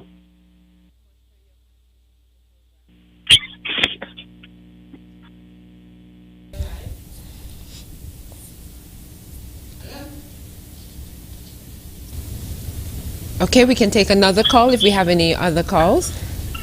Welcome to Leadership Matters. Good evening. Hello? Hello, you're live on Leadership Matters. Hi, I want to preface this call by saying that I'm a physician. I live in New York. I've been here for about 22 years. And I was diagnosed with COVID in March of this year. And I was a little hesitant in taking the vaccine. And after doing my own research and everything, I decided to take it simply because I don't want any restrictions on me with respect to travel and, that sort of stuff. It seems to be that there's a lot of misinformation out there worldwide, and especially in St. Kitts, and a lot of people are hesitant in taking the vaccine. I don't know, for whatever reason, it's the thing is, it's your body, your decision. But my question really is there anything that either the government or the public health sector down there could have done differently to sort of assuage or persuade locals to take the vaccine? Because now you're at a stalemate where a lot of people are hesitant. The world is beginning to open up, and there's still some hesitancy in taking the vaccine. So again, what could be done differently, or what they can do now going forward to sort of convince? Everybody's waiting for the Cuban vaccine, and there's a whole lot of stuff going on. It's left to be seen whether the Cuban vaccine is even going to be accepted, or acceptable for people entering the U.S. or even for travel and what's not. So, again, what can we do differently going forward? Thank you. Thank you so much for your contribution to the program and your questions. We'll take another call. Welcome to Leadership Matters. Good night. And leadership really, really matters. I mean, tonight need a part two, because tonight actually showing real leadership in Timothy Harris and his administration. Now, first, let me say it's a relief hearing that the 14 days have been reduced. The Prime Minister and his cabinet have listened to the people, and he has raised to the occasion by listening. But this is a man that actually showed good leadership because he's listening to the people who elected him to do the job. And with what lessons can we learn from the recent outbreak of COVID-19 cases in Ireland? Doesn't mean Anguilla was good. So, I want to know what pattern, if anything, we can learn from what happened to them just recently. Ms. Brown, can you say how many cruise vessels will we receive from July the 17th to year end? Seeing that the border is going to be open and when reduce COVID, we need to get some more meat on the bone in terms of our vessels coming from 17th. Also, this might be a bit far-fetched, but I've seen ads circulating today about CPL in August, and many persons want to come home, right? Would anyone be in a position to say by then, that visitors who come to our shore and the period of quarantine, would the border be open? So once you have your food, you'll be able to come to St. Kitts and relax, because that's where the world is actually waiting for now. So I'm wondering if by time August going down, if the country will be a bit more relaxed. And as you see, the Prime Minister is coming to taking the time. It brought me back to when you had the lockdown, and then we had partial, and then, it's slowly opened back up. So we are now seeing that happen. So I don't know if it's going to be less from 7 maybe to 3, or from 7 it's going to go to no. Thank you very much, and Prime Minister, keep up the good work, because leadership really matters. Okay, well, thank you so much, caller. We had some difficulty hearing you clearly because of the phone line. There was a constant beeping that was happening while you were making your points. So I got some of what you said, and hopefully other panelists got some of what you said, and I'm hoping that by the time we get to answering the questions and we put what we all got together, we could appropriately answer your questions. If not, if you feel as though we weren't able to, you can also send a message or try calling in again. We'll take another call. Welcome to Leadership Matters. Good evening. Good night to you. Hello? Hello, you're live. Good evening to you and your panelists. Let me first greet the Honorable Prime Minister, Dr. Timothy Harris, and commend him for the good job that he's doing. I also want to commend Dr. Aethelord, Dr. Wilkinson, and your other panelist who is the head of tourism, Miss, I forget her name, but I want to say I entered the Federation recently, over a month now, and so I've been out of quarantine now over 2 weeks. And I want to commend the protocols. I think the protocols are working. I would have entered from a CARICOM country that has been suffering, Jamaica, that has been suffering bitterly with the situation of COVID. And I also took the decision to take my vaccine because I'm a frontline worker back home. And I want to urge the people here to take the vaccine.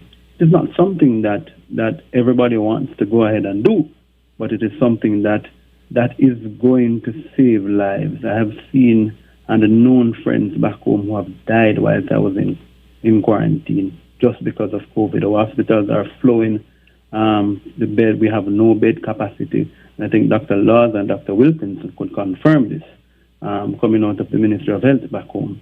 There are a lot of challenges, and I'm urging people to take the vaccine, to take the AstraZeneca, which we are taking in Jamaica, which it shows to be they are just minor effects. You would have maybe muscle aches, nausea, and that just only lasts for 2 days or 3 days, because it is important that one does this to reopen the economy.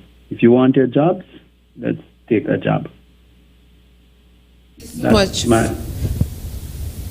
Thank you so much for your words of encouragement and sharing your own experience with us, caller. We appreciate your contribution to the program. We'll take another call. Welcome to Leadership Matters. Hello? Okay, we can move on and take another call if we have another caller. Welcome to Leadership Matters. Good evening. Greetings to everyone there. Hi, good evening. You're live. Greetings to our Prime Minister. Greetings to you. And the doctors and the lady from the Tourism Department. I have two questions I would like to put to the panel, please. Dr. Cameron, sometime back in regular briefings, a question was put, because we are over a year now under this pandemic. So a question was put to you, sir, concerning vaccine, and respond to the question at that time. You said the vaccine more needed out there than in here. And at the time, cases was high out there, and our country's situation was as it is today, then. So I'm asking you, when the rolling out of the vaccine at the time, then, what would your feeling would have been, what the response, how you feel the response from the people would have been with the acceptance of the vaccine then, from making a comment like that, a very strong comment, and seeing how your people defended and stay strong and protect within the protocols. What would your anticipation of the acceptance of the people accepting the vaccine then, to the situation as we have it is in our country today? Mr. Prime Minister, you've been doing a good job, no matter the critics. You take the country with your team from down the dark road, and we are going forward. We are going forward. We have difficulties. We have challenges. The coronavirus taught Caribbean countries to readjust their economies.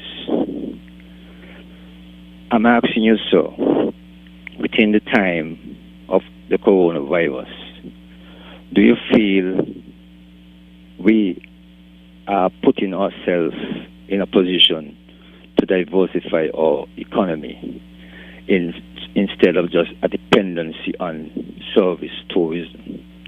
For instance, I know I heard you mention money put into agriculture, but don't you feel that government itself could even put a hand to market agriculture to make it much more feasible and more foreign exports, that we can get more currency from that end too?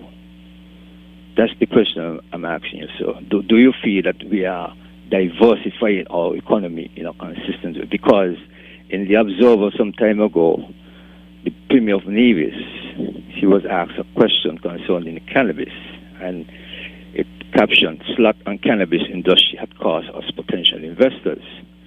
So even that cannabis industry is a part of diversifying the economy. So do you feel that we are consistently striving to diversify our economy? Thank you very much. And thank you very much for your questions. We have quite a number of calls on the line. We're going to take the ones that we have and then address them. So we'll go back to the phone lines. Welcome to Leadership Matters. You're live. Hello, good evening. Hello, good evening. Yes, thank you for having me.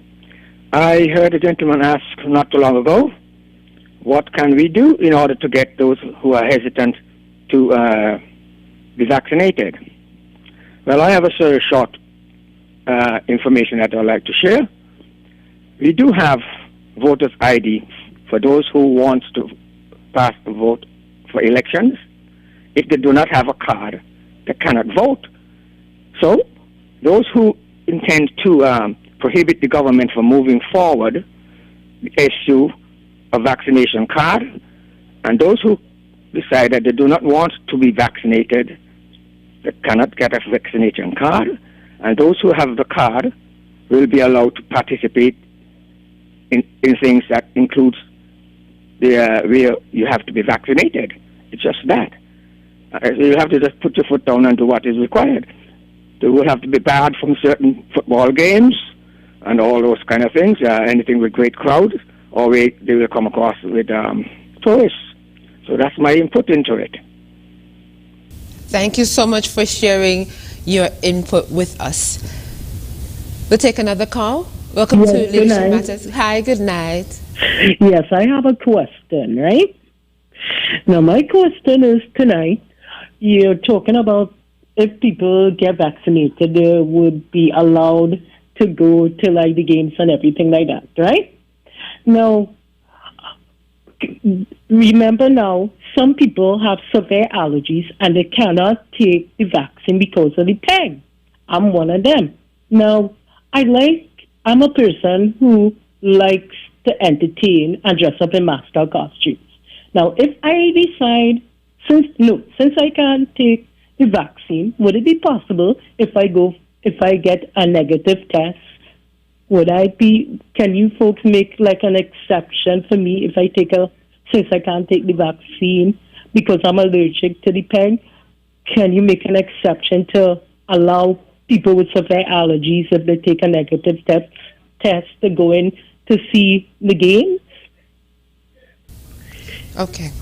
All right. Well, thank you so much for your question. We've made a note of it, and I'll make sure somebody addresses it.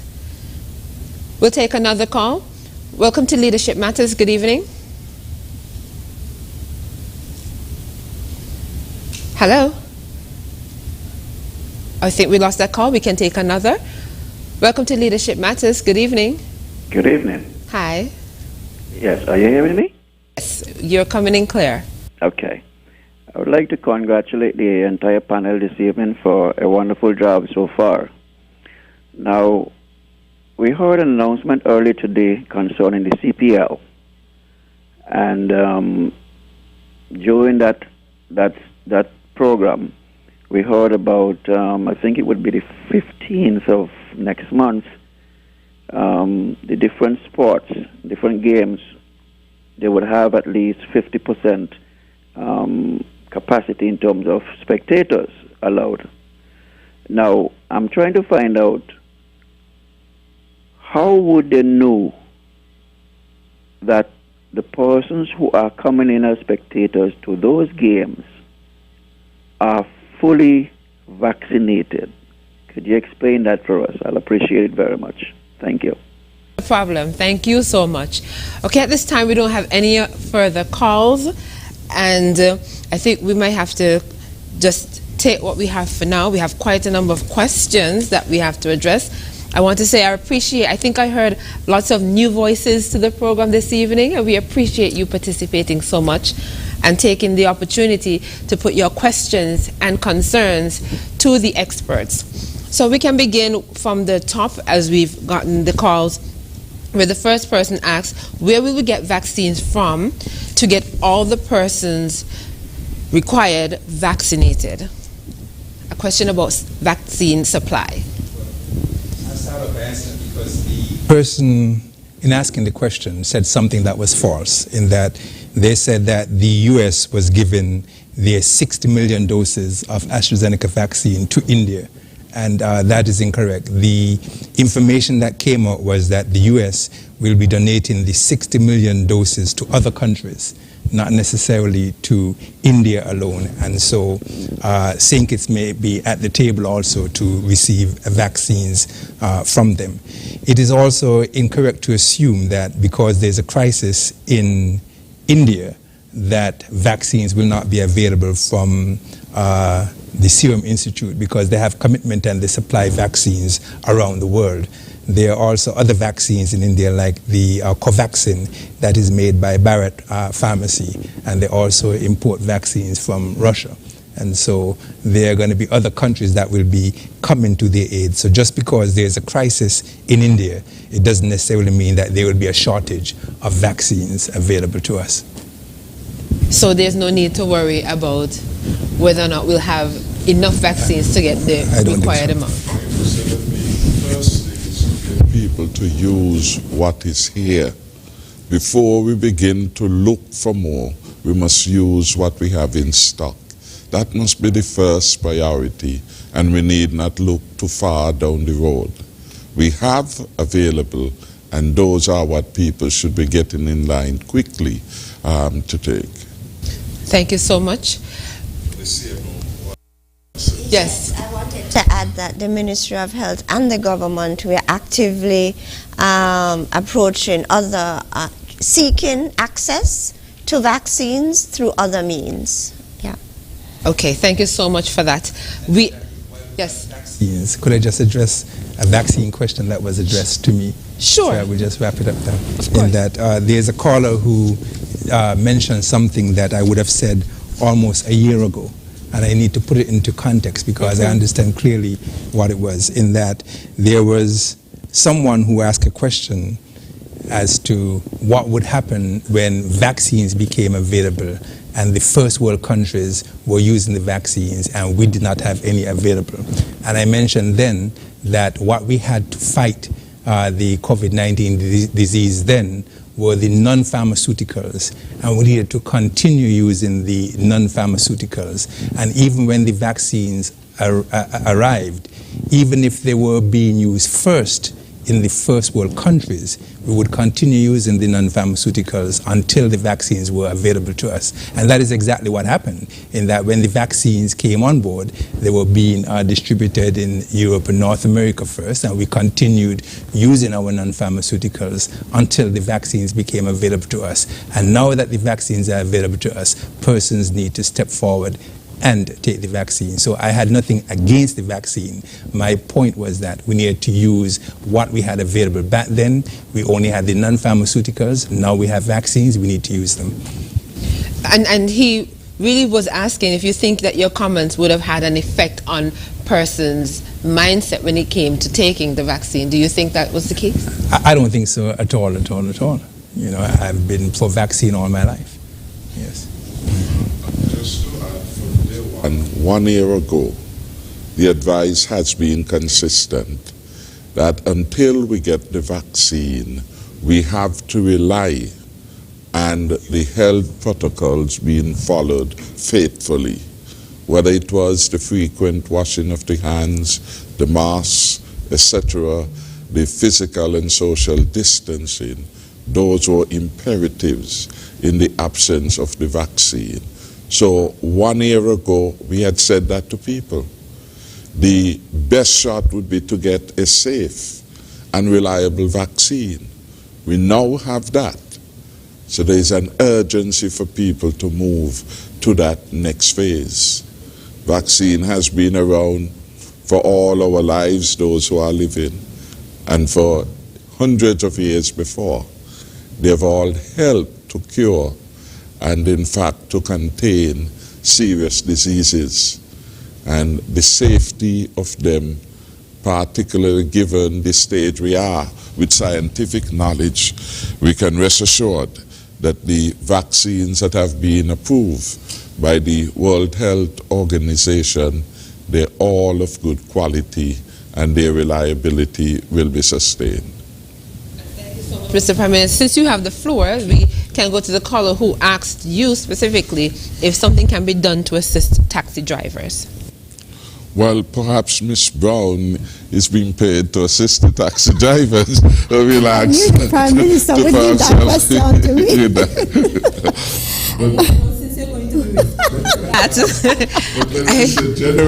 Generally, the government, of course, will always be a compassionate one and sensitive to the concerns. And we continue every day, every week, to look at certain options that we can do to boost the livelihood of those who are here and to help people to thrive even at a moment of difficulty.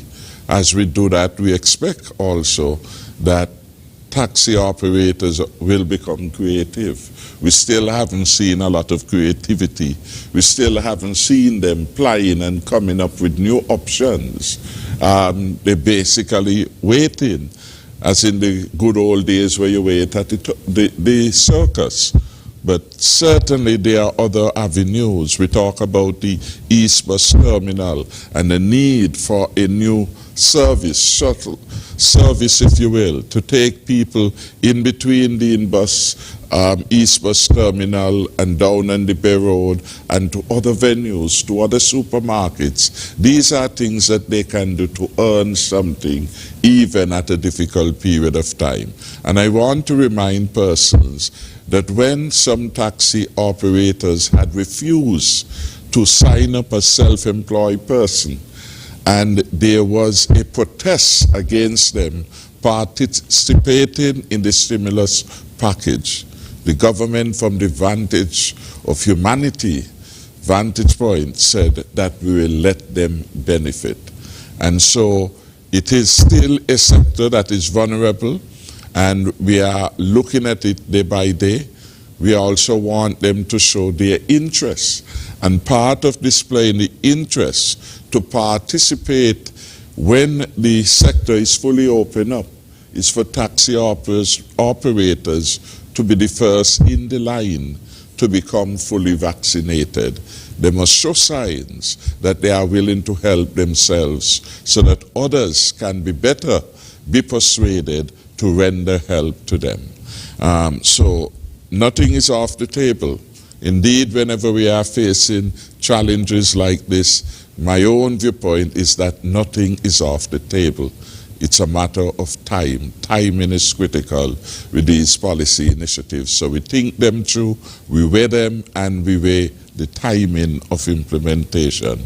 But Ms. Raquel, you may want to add something in respect to that. Thank you, Prime Minister, and thank you for what you just said. I like to say this: with the restart of cruise, we need to manage expectations of all our stakeholders.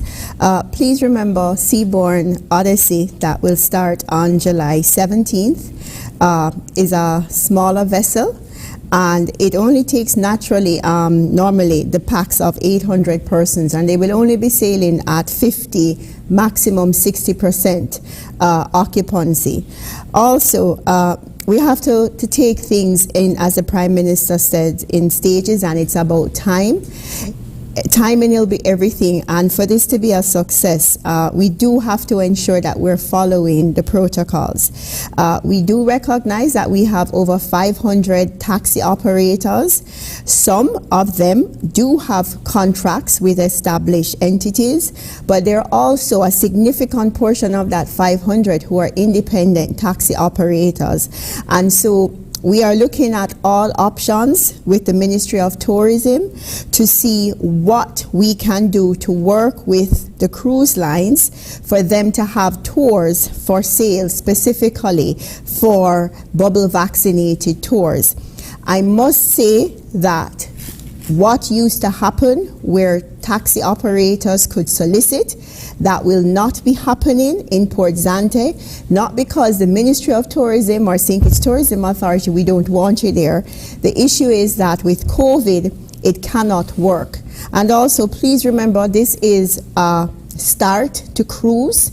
We are doing this very carefully. So the best way to achieve this, with mitigating all risks so that we can continue to have Seabourn Odyssey come to St. Kitts and Nevis, is to manage the process carefully. And so for the interim phase, the phased approach for Seabourn Odyssey, it will be bubble vaccinated tours, and we will be working with the independent taxi operators to find a solution for them to be able to offer their tours. But the thought where a visitor can come off the ship and just go for a tour just with an independent operator, as was done in the past, based on the rotation of the day, based on the first 25 numbers, that will not necessarily be how it will operate. We have to have a control mechanism in terms of how the tour is sold previously versus someone just coming off and necessarily taking the tour. Please note that Seabourn Odyssey will be coming to St. Kitts every week. It is a 7-day itinerary. Yes to the caller, it traditionally docked at Carambola. However, for this cruise that starts on July 17th. There will be 2 rotations. It will rotate between Carambola 1 week and it will go to Bastyr. Carambola will be the beach day tour, and Bastyr, Port Zante will where we'll have vaccinated bubble tours only. And the reason for this is to stimulate economic growth. We recognize that if the persons just go to Carambola, that's a beach day. Persons really just want to go to the beach and enjoy themselves. However, we saw the opportunity where if they come off at Port Zante, though that will be the day when they will be doing the other tours, such as our historical Bastyr tour. They will be doing Brimstone Hill, Caribel Batik. But these places, in terms of the tours, and our taxi and tour operators will have to be fully vaccinated. It's important to know that as of right now, as of July 17th, this cruise is booked in Seabourn until March next year. So it will be for the full winter season, all being equal. So there's an opportunity as we progress, and as the Prime Minister spoke to timing, we can see with bubble vaccinated tours the improvement of how we actually allocate the reopening of those entities that are really solely dependent on cruise. So please, I like to manage expectations. Seabourn Odyssey is a smaller vessel. It doesn't mean that we're not looking to other cruise lines, but we're starting small and we're ensuring that the success of Seabourn Odyssey happens for us and for all of the destinations involved. Thank you so much, Ms. Brown. We have a question, and I think it's really about hindsight. The person is asking, is there anything at this stage the Ministry of Health thinks that it could have done differently and would do differently going forward to convince persons to get vaccinated, given the level of hesitancy and skepticism? Okay, that's a very good question, Jackie. And the Ministry of Health at present, we have gone back to the table in terms of strengthening, or let me say ramping up, our national COVID-19 vaccination communication strategy and plan, so that we can be more effective in reaching our people, empowering our people to make informed decisions in terms of accepting this vaccine. And as you would have heard tonight, we are presently providing incentives to those who are fully vaccinated in terms of a reduction in the quarantine time for inbound passengers, inbound air passengers who are fully vaccinated, and providing access to sporting activities and cultural events to those who are fully vaccinated. So these are just some of the ways in which we are trying to provide encouragement to individuals to accept the vaccine. I think it's important for us to know, though, that vaccine hesitancy is a global phenomenon, and by us reaching 37% of the population with the first dose is significant, and we are way ahead of a number of countries. And so what we are combating here is nothing that's unique to St. Kitts and Nevis, and it is something that the entire world is dealing with, and that's why we say we are going back to the drawing board to see how we can get the vaccine hesitant. And there are some persons who are just under-vaccinated because it was not convenient for them to come to the clinics, and that's why we are going into companies, businesses, etc., and vaccinating persons. So we should see the numbers picking up pretty soon. We have a question asking what lessons can be learned given the current situation in Anguilla.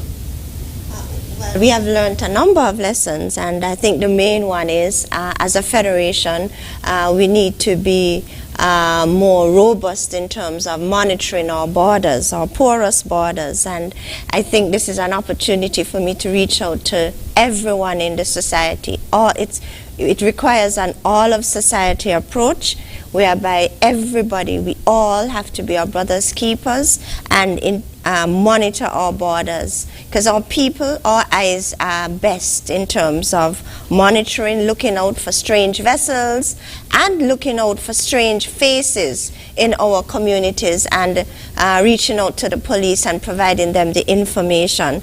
I think we need to have zero tolerance in terms of undocumented migrants who would come into the Federation undercover and outside of our health and travel protocols. Because that's what happened in Anguilla, and we really don't want our health system to be overwhelmed in like manner. I actually think a lesson that the people of the Federation should have learned also is that hesitancy and inaction can be just as dangerous as the virus itself, because in Anguilla they had reached 5,000 of their 7,000 threshold, and within 2 or 3 days they were able to vaccinate 1,900 persons, and so persons were in long lines waiting for hours to be vaccinated once they heard that there was community spread. And here in St. Kitts, we cannot wait until community spread occurs before we come forward and get vaccinated, and we keep saying that it's only a matter of time before the virus arrives and before we hear that there's somebody coughing and sneezing somewhere on the island and we have community spread. The way we will protect ourselves is by coming forward and getting vaccinated, so that even if 1 or 2 cases come, persons will not get seriously sick, persons will not die. And so the lesson to be learned is that we need to move and move quickly before we get community spread. I want to add that the 50 additional persons who were recently identified in Anguilla, they may have been waiting, but they ran out of time. They caught the infection. And so there are persons who are adopting a wait-and-see approach to accepting the vaccine. And we need to recognize that you can run out of time. Given the reduction in the quarantine period, what would you say are the benefits to this?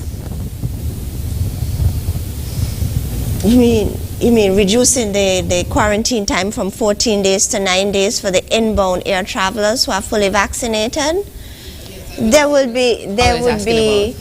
So travelers who are fully vaccinated will be more encouraged to come to the destination, for one. And I think one of the questions that was asked by the caller where the beeping was coming in, he was asking when it's going to move from 9 to 6 or 5.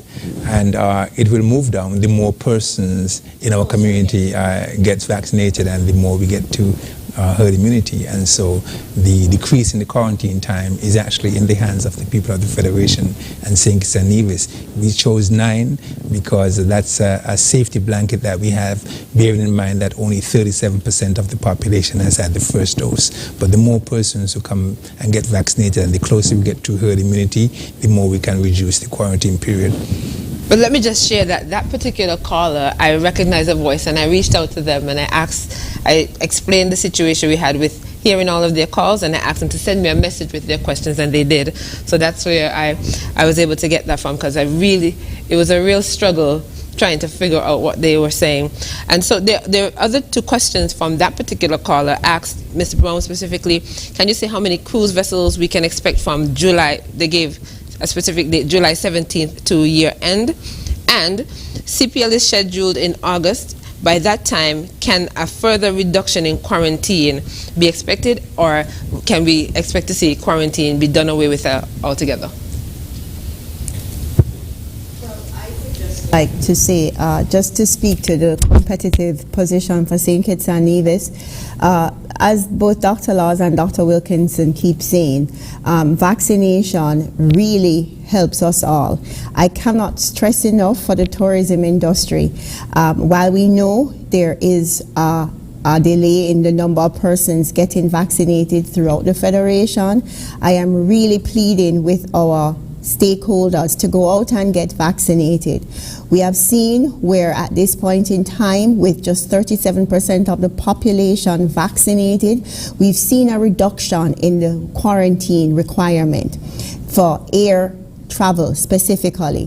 This allows us to be more competitive because, to be fair, St. Kitts and Nevis, when you looked at the other destinations, they have changed their protocols from last year I think, June, when some of them reopened several times in terms of what testing requirements before you enter, what do you do in terms of quarantine until you're allowed to leave your room at your specific hotel. We've seen that regardless of what has happened in these destinations in terms of community spread, persons still went to those destinations. And it was because of the very fluid situation as it spoke to the protocols. For us, we can't take that risk. So what we're saying is that to ensure the quality of life that we now enjoy, in terms of there has been no deaths, we've had no cases for a couple of weeks, how do we maintain that? For the only way, in my opinion, and from where I see this specifically, for us to really have tourism be competitive in the global market space and specifically in the Caribbean, we need more of our tourism stakeholders vaccinated. Can you just imagine if every team member that worked at all of our hotels, all of our attractions, all of our tours were vaccinated? How we would be able to establish corridors of containment and movement for our stayover visitors and our cruise visitors, ensuring that protocols are followed. It will make it so much easier. However, at this point in time, that dialogue cannot happen because we're only at 37% total vaccination, and I can say the number right now for tourism. We only have about 650 persons by the Tourism Authority records in the tourism industry that have been vaccinated. If you are vaccinated and you haven't yet called us, please call and ask for Shamari Murillo at the St. Kitts Tourism Authority, 465-4040, and let her know that you've got your first vaccination, and she'll give you the details for other information. However, we have to reopen, and we're reopened, but to be more competitive, we need vaccination. There is no way out of this. We see everyone racing to get vaccines. There's a reason why it's in demand. Our number one source market is the United States. They're ensuring that their persons are vaccinated. Can you imagine if the United States, our main source market, did not have vaccination? I can't even begin to think about it. So I'm really pleading for tourism, for many of us who, for the last couple of years, we've seen the benefits of how it has affected our life here in the Federation. I am pleading with you to rethink, ask questions to the medical personnel. Please don't just go by what is on the Facebook post or on the WhatsApp share. Please, there's a lot of positive information out there, and I'm looking forward to my May, I think, 5th shot. As it speaks to the number of cruises between July 17th and December, specifically for Seabourn, I'm going to have to add up that number. Yes, there are discussions with other cruise lines to come to the Federation. However, there is a challenge in the cruise industry as it speaks to cruise lines in terms of vaccinating their crew. It is a challenge because, as I said, the OECS and Barbados, we are requiring that both cruise passengers and crew are vaccinated. So at this point in time, if you think about many of the ships that are not of the seaborne size, which probably only requires 400 crew members, and so they would need 800 vaccines, we're talking about some of the ships that even if they're 3,000 packs, they do have crew on there that are about 1,000 to 1,500. So they would need 3,000 vaccines in total. And we have to be understanding of the fact that while they would like cruise to resume, they have to vaccinate their crew. We have seen from some of the cruise lines that where they have launched itineraries in June, they have had to reschedule them for much later in summer because of the vaccination rollout. We do hope that as it relates to the U.S., as more and more persons get vaccinated, maybe the restrictions will be reduced and they will allow cruise lines to have their personnel vaccinated. So thank you. And what about CPL?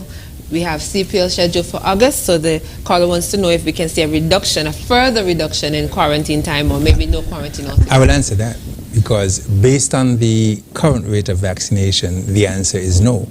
I am hoping though that by hearing for you to enter, you have to be fully vaccinated. This will be an incentive for persons to come forward and get vaccinated. By hearing that you need to be fully vaccinated to go to sporting events, it will be an incentive for persons to come forward. And so if there is a bump in the figures and we get closer towards the herd immunity threshold, yes, you can see a change. But for now, the answer will be no. There was a related question question whereby the caller asked, how would you know who is fully vaccinated in terms of entrance to the games?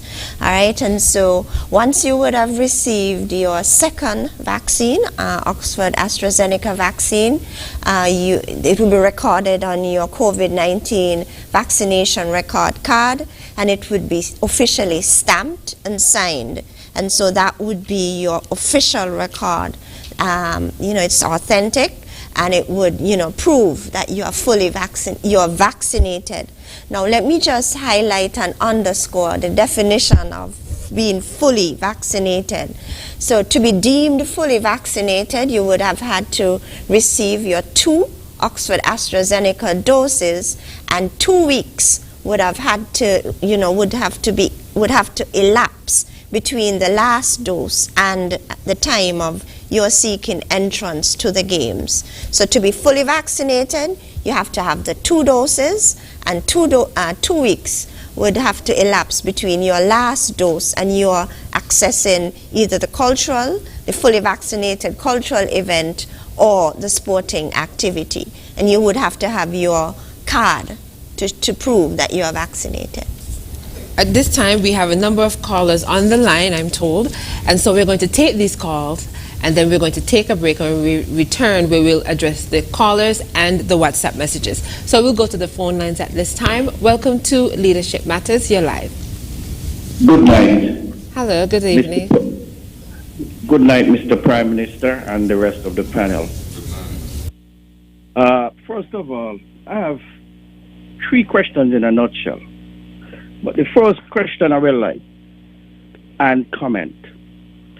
1, now, in respect to the disaster that is in St. Vincent, I listened to the comment of a couple of people about the lending, the helping hand in respect to the grant that you sent to St. Vincent to help the suffering people. And I will comment that you did a good job. And if I could have backed that with the same funds or more, I would do that. Now, in respect to that grant, and there are some people claim that they put in for their severance pay, and until now they have not received anything yet. Well, whatever is the hold up for that, so it be so. But some people don't realize, and I will call them cold-hearted, that situation could happen to St. Kitts too, whatever it might come, whatever nature brings. And St. Vincent is a direct need. The severance pay, yes, you're waiting for it. Everybody needs money. Now, just like in the United States, people depend on their income tax. And when they don't see their income tax, it's like a disaster at the end of the world to them. And the severance recipients, it looked like a disaster to them. They're claiming, I'm just giving you a feedback because I'll just be like an advisor too. Now, they claim they are suffering because they have bills to pay. They have this to pay, expectation. And bills require money. So, like I said again, the grant that you give to St. Vincent is a great, wonderful, fantastic thing. To relieve some of these people, or all of the people, since they cannot get their severance pay, is the only way you could work out with the suppliers of, such as the electrical company, the water company, a relief, while that amount of money has gone to St. Vincent, because it's like you're shortening your pocket to help needy people. And I'm not saying the severance recipients are not needed too. They're claiming we were first, so we first should have it instead of St. Vincent. But I said they have to make an exception because payback is a bitch. What goes around comes around. And that is the talk right now. So can you address that to give a calmer? Because as people say, they are vexed and they are mad. That is one in a question. Another thing is, how much more in respect to the COVID vaccination? How much more advice that people you can give? How much more marketing you can put out? How much more strategy you could put out for it to sink into the hardliners who are refusing to take the vaccine? These hardliners, they are holding up the economy, and they are a threat to the economy. Hello? Okay, I think we lost that call. Unfortunately, your call dropped out. I'm so sorry to hear.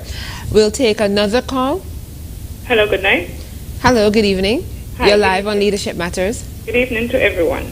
My question I have pertaining to CPL and mothers who are breastfeeding. There are some people wondering, seeing that it is not obvious that they don't want to take the vaccine, but due to the fact that they're breastfeeding, they're saying that they can't take it. So what they're trying to figure out, is there something wavered for them in terms of going into the CPL games? I'll ensure it gets answered. Thank you so much for it. Okay. Take care. We'll take another call. Welcome to Leadership Matters. Very pleasant evening to you, Jackie, and to the Prime Minister, as well as all the other panelists and all listeners everywhere. I would like to make a short presentation on the vaccine situation with a brief question. And the question is, would it be possible to abandon or do away with the quarantining of persons coming in for a fortnight, 14 days? And if the persons came from a country where they were tested negative, they can be allowed to go, free to go. Because the person would have come in from Canada, the United States, United Kingdom, or wherever they came from, and they would have tested negative. So I'm saying if they can prove that they were tested negative, why quarantine them for a fortnight, 14 days? To me, that's wasted time. That's time that can be utilized to acclimatize to the country and reunite with their family and get things done. People have a lot of things to do, so I really and truly don't see why people should be wasting so much time in quarantine if they're negative. That is my point. And I believe also that the quarantine period should be reduced by 50%. So rather than 14 days, let it be a week or 5 days. So much for that. While I am here with the Prime Minister, I would like to touch, please indulge me and allow me to touch a bit on the infrastructure of the country with respect to road rehabilitation. We have seen the rehabilitation of the island's main road. It's a project that had started probably close to 3 years ago, and it was slowed down by COVID, wicked COVID. I am saying that it is really and truly disheartening that we as bus drivers have to be struggling so much on the western side with the incomplete roads, the roads that are not yet completed. I would like to find out when they are going to complete those roads. And in the meantime, I want to suggest to the Ministry of Public Infrastructure, responsible for roads, that's the roads division of the Ministry of Infrastructure. The Ministry of Infrastructure, Public Infrastructure, Public Utilities, they are responsible for the roads.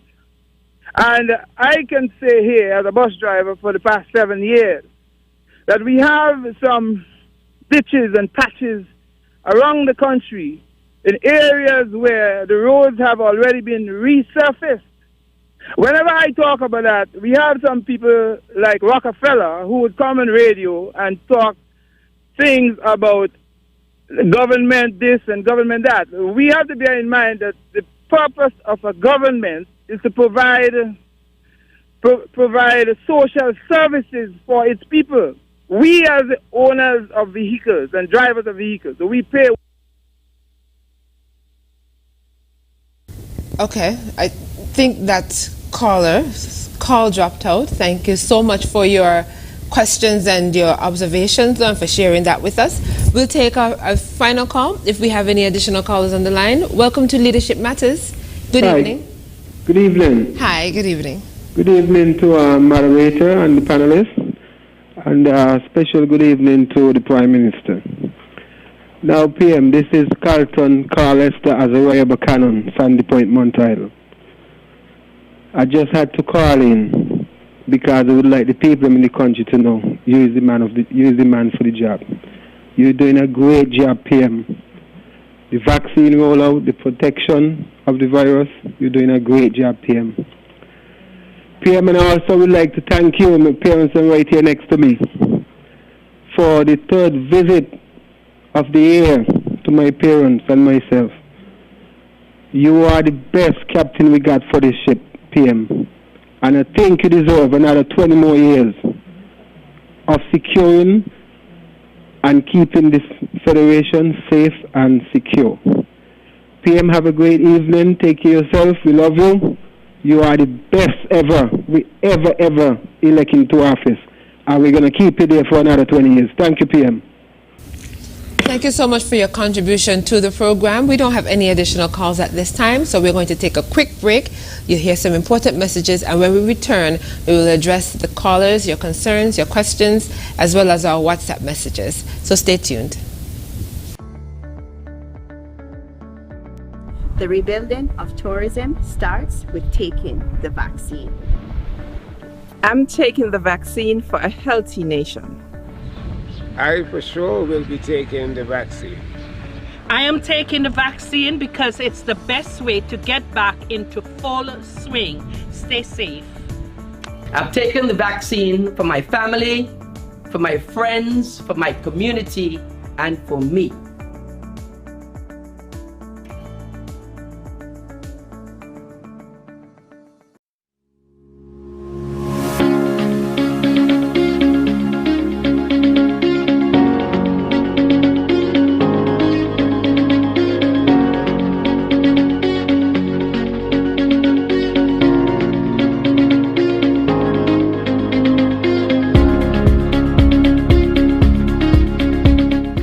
St. Kitts and Nevis, let's roll up to roll out. It's our best shot.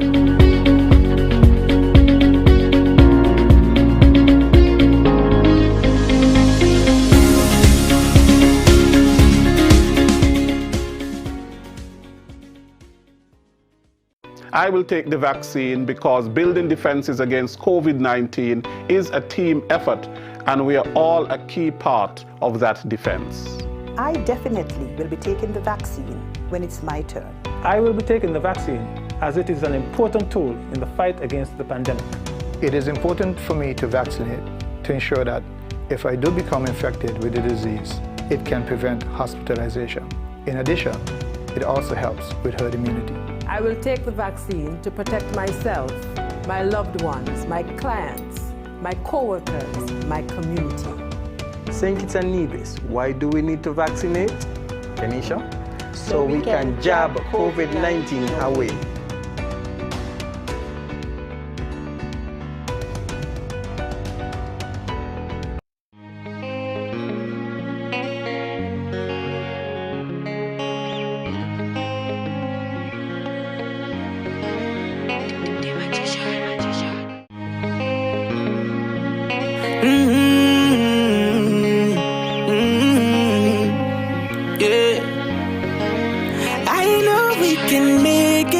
It's only just a phase. Once we're vaccinated, and everybody gonna be safe. Everybody gonna be safe. One kind, yeah. One people. We are roll up to roll out, yeah. Cause no man's alone. Do what's right, alright. Cause I love you, brother, my sister. And we're in this together, my sister, my brother. I don't wanna lose you.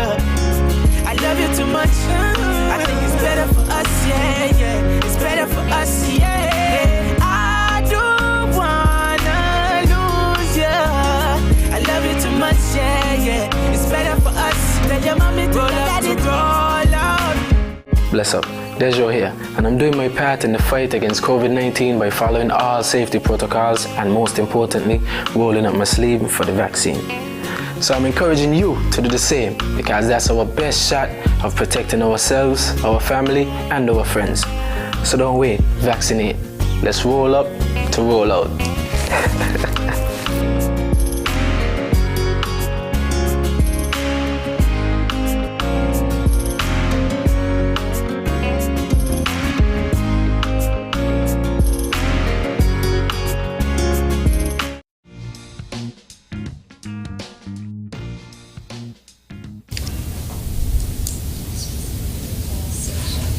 Welcome back to Leadership Matters, a program hosted weekly by the Prime Minister of St. Kitts and Nevis. And this evening, he is joined by the Chief Medical Officer in the Ministry of Health, Dr. Hazel Laws, Medical Chief of Staff at the JNF General Hospital, Dr. Cameron Wilkinson, and Chief Executive Officer at the St. Kitts Tourism Authority, Raquel Brown. And it's been quite an interesting and engaging conversation here this evening. We have quite a number of questions. We are going to try our best to have the panelists answer all of them. So we are going to address firstly the matter of CPL. We've had a number of questions regarding that upcoming event. I know people are quite excited to have learned that I think St. Kitts and Nevis will be hosting the entire thing. Very exciting news, and everybody, of course, is interested in participating. So what are some of the things in response to the questions we've gotten, like can a mother who is breastfeeding attend the competition? Will they get a waiver? Concerns about nursing mothers taking the vaccine that you can address here, doctors. As it relates to CPL, it's important for us to remember that crowds can still be super spreader events. And what we are saying is persons who are fully vaccinated, these persons can attend the games, and that will significantly decrease the risk of it becoming a super spreader event. If, however, you are pregnant or breastfeeding, and if you're breastfeeding, it means that you have a baby, and you cannot be vaccinated, it means that you need to not only protect yourself, but protect your baby. Therefore, you need to stay away from these events. And so there would be no waiver for anyone who is breastfeeding. There is somebody who said that they had allergies and they cannot take the vaccination. Well, first of all, persons who have allergies, they can take the vaccine. It's only if you're allergic to anything within the vaccine itself, which is very rare, that you cannot take the vaccine. But if you so believe that you have significant allergies such that you cannot take the vaccine, then you will fare even worse if you got COVID-19. Therefore, you should be staying away from crowds and you should not be at the games. That person who mentioned the allergies, they really did ask as well if they took a test and it was negative, could they attend the games, seeing as they're here and they don't have the virus? Yeah, we said that only fully vaccinated persons could attend the game, and that is it. I think it was quite clear, fully vaccinated persons. So if you're not fully vaccinated, you can attend the games. We have a question, Mr. Prime Minister, that asks, do you feel that we are putting ourselves in a position to diversify our economy at this time? Yes, we definitely are. And this process takes time. It is difficult in a small island, small country, to follow multiple paths of diversification of the economy because they are obviously size constrained. It's difficult, for example, to engage in significant manufacturing for local operations based on your sheer size.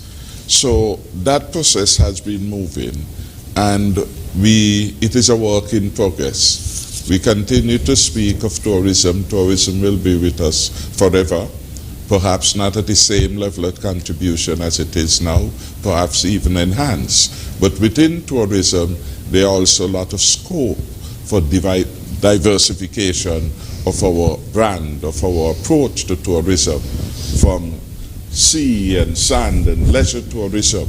Education tourism has become a big thing for St. Kitts and Nevis. In Grenada, it is estimated that education tourism, the offshore university, contributes surprisingly 25% of the economy. That is huge, and that is significant. And so here we have Ross University as the main provider of offshore education of high quality within the Federation. That is a significant part of the efforts at developing the offshore education sector in St. Kitts and Nevis. We have to ensure accreditation standards are well placed, well developed, and are effective in implementation so that we can attract other institutions of higher learning. And of course, conference tourism is an area that has been developed, and in fact it has been a key participant in the build out of the Park Hyatt offerings, where a number of enterprises would have group vacations planned for some of their executive. That is another area of the tourism for which I think there is capacity and scope for us to diversify. Health tourism is going to loom large in the COVID and post-COVID world. And we have already had some elements, rubrics of that here in St. Kitts and Nevis, where there are facilities that want to, and even locally managed facilities that are going to be offering high quality service, dental service, and other forms of support in healthcare. And that is going to be important for us.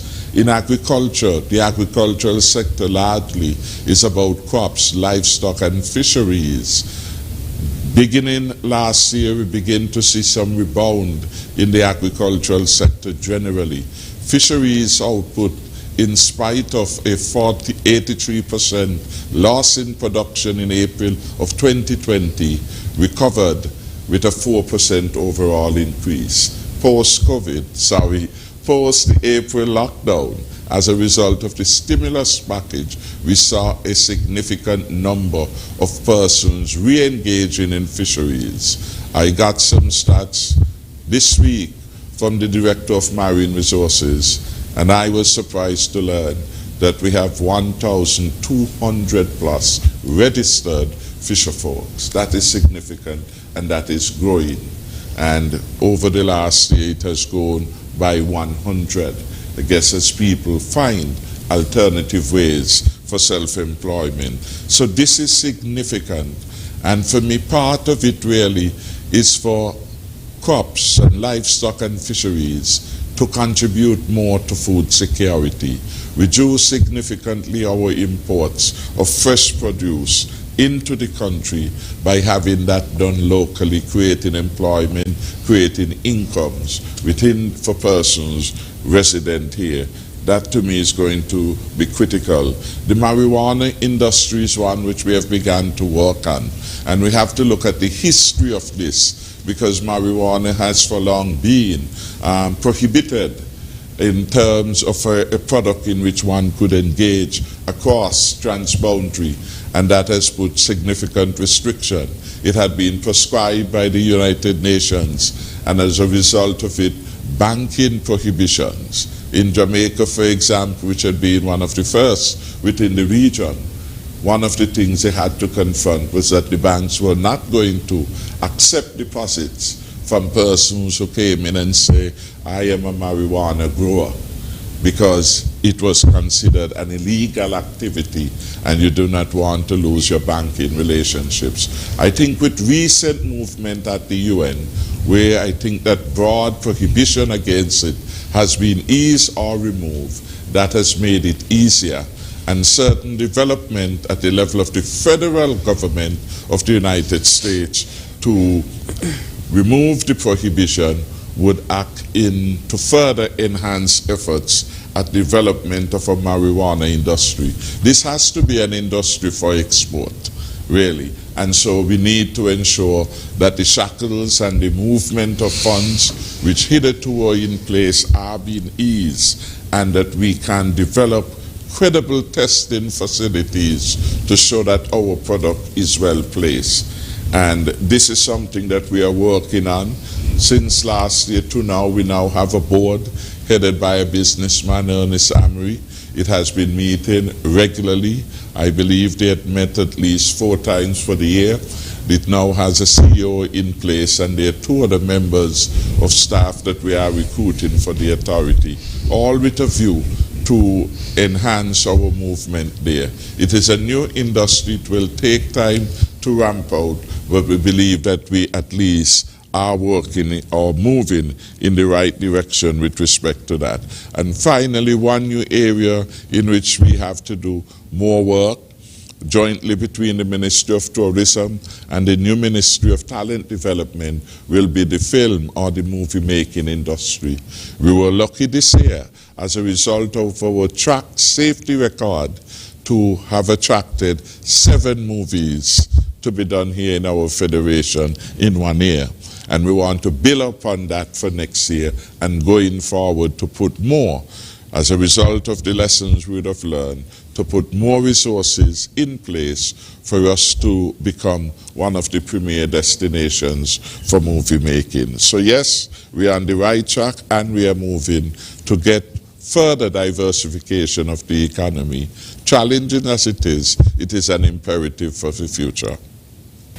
Thank you so much for that, Mr. Prime Minister. We have a caller who suggested prohibiting persons who refuse to take the vaccine from participating in certain activities and events, but the caller also suggested maybe going as far as preventing them from voting. Anybody would like to comment on that?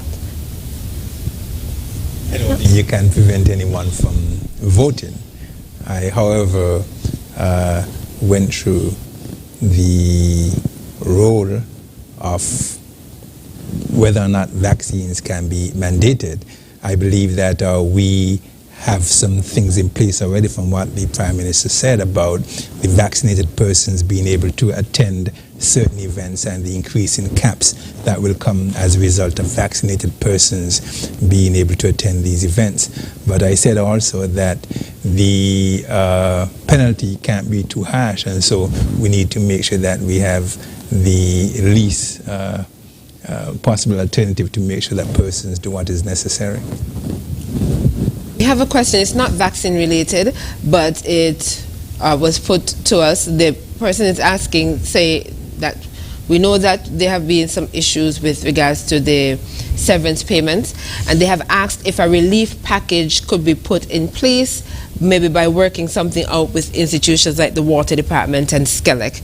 Would you like to respond to that, Mr. Prime Minister? Ideas are welcome, and again, my approach, nothing is ever off the table. It's a question of timing. I've learned through life that there is never a bad idea. It's a timing of it. And so some of the things today we say can't work, next year they may be very workable. Timing is critical with respect to this. I want to make the point, though, that the payment or the lack of receipt of persons for severance payment has nothing to do with an unavailability of finance. My government has budgeted $40 million for severance payment. And so far we have paid out nigh $30 million in severance payment. So it's not a lack of funding. And more than half of those claims have been processed. My government has taken the step of adding to the staff at the Labor Department to process these claims. The difficulties that people are having has nothing to do at all with money. Money is not a problem in terms of paying. I want to make that clear. The fund, however, has never been properly capitalized, and that is something I've said before. We are waiting actuarial studies and advice on how we should do that properly. Set aside $40 million, about $30 million have already been paid. So that is substantial. The problems we are having are, among other things, and we named them before, and it's perhaps a good time to bring back again the Labour Commissioner and the Minister of Health to deal with this. The problems we are having, apart from internal, the sheer volume, because you had over, at one point we had close to what, 5,000 persons. Never before could that volume of applications reach the fund. Even in the darkest day of the country, when we close an entire industry, the sugar industry, you would not have had that number of claims to process. So it's just sheer volume. And what we have done is to respond by providing additional resources to the department. I think the last time I was here, I was able to report that at least 4 additional persons have been brought on to assist with the processing of claims. And we have seen, it's still early, some improvement in the processing. The other restrictions in terms of how fast we go is that some persons are coming and they are claiming that I was working for John Brown. Where do we get the information to the verification? From Social Security. If John Brown has no record with Social Security, there's nothing that one can process for you. Because how will we be able to tabulate how long you work? What is your wage for a particular year? All these things become critical elements, and so a number of claims are awaiting that. We also had issues where inadequate information were given in terms of the form that is being filled in, and those had to be returned. We had situations where some persons had become involved in the country. They started their work program, quote unquote, being undocumented. And you're now having to go back to see how you're going to rectify these. Some of them, quote unquote, are not bona fide. Again, they came in, their status has not been regularized, and these are some of the more difficult ones. And we are attempting to do the necessary facilitation, taking again a compassionate approach to the situation. The story of the widow's mite was not about how much we give. We gave to St. Vincent and the Grenadines, and will give to any country in distress to the extent we can have in regard to our resources. And it is the story of the Good Samaritan. A Good Samaritan must live within all of us. The fact that we share a meal with a brother who is hungry does not mean that we have it in excess. Sometimes we forego our needs because we evaluate the need of the brother and the sister is greater at a particular moment in time than ourselves.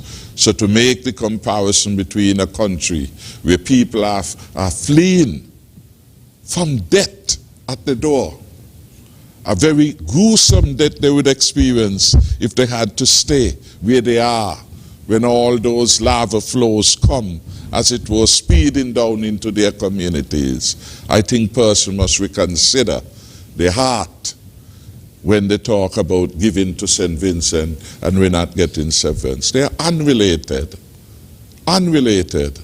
And it's not an absence of money again why you're not paid. And every shortfall in that fund, every shortfall, my government, the federal government, is the one that makes up and ensure that people get their money.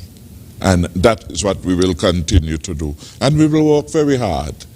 We of course would have wanted that everyone would have been able to get their due by now.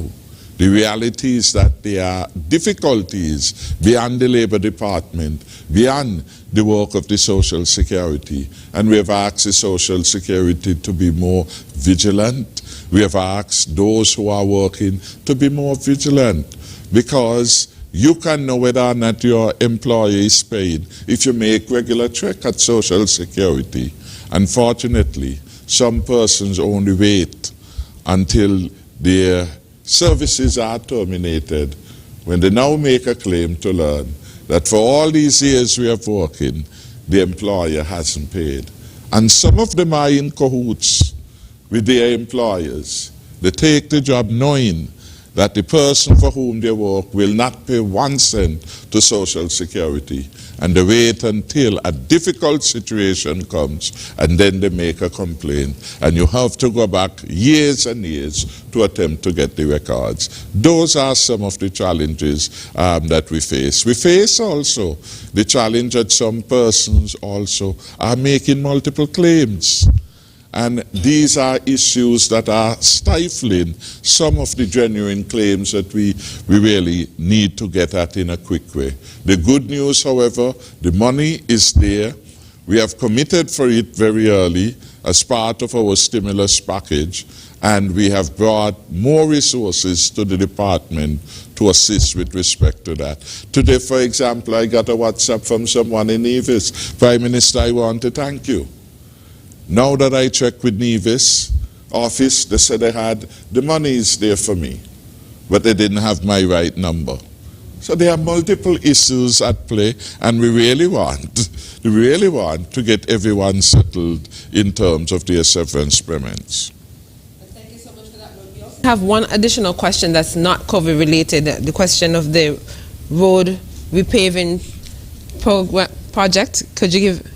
Are you in a position to very quickly, speak that is an ongoing exercise. And we all know, when they were on the eastern side, we had similar difficulties that are now being experienced on the western side.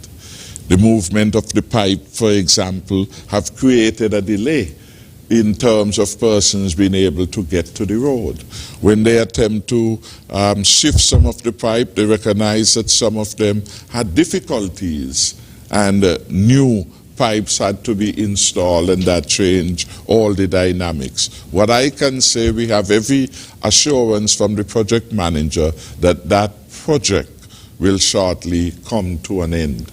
Indeed, the inconvenience is perhaps part of what we pay for what will be a most improved network of roads in St. Kitts and Nevis. We have one of the highest standards of roads anywhere in the Caribbean region, and we certainly would want to maintain that.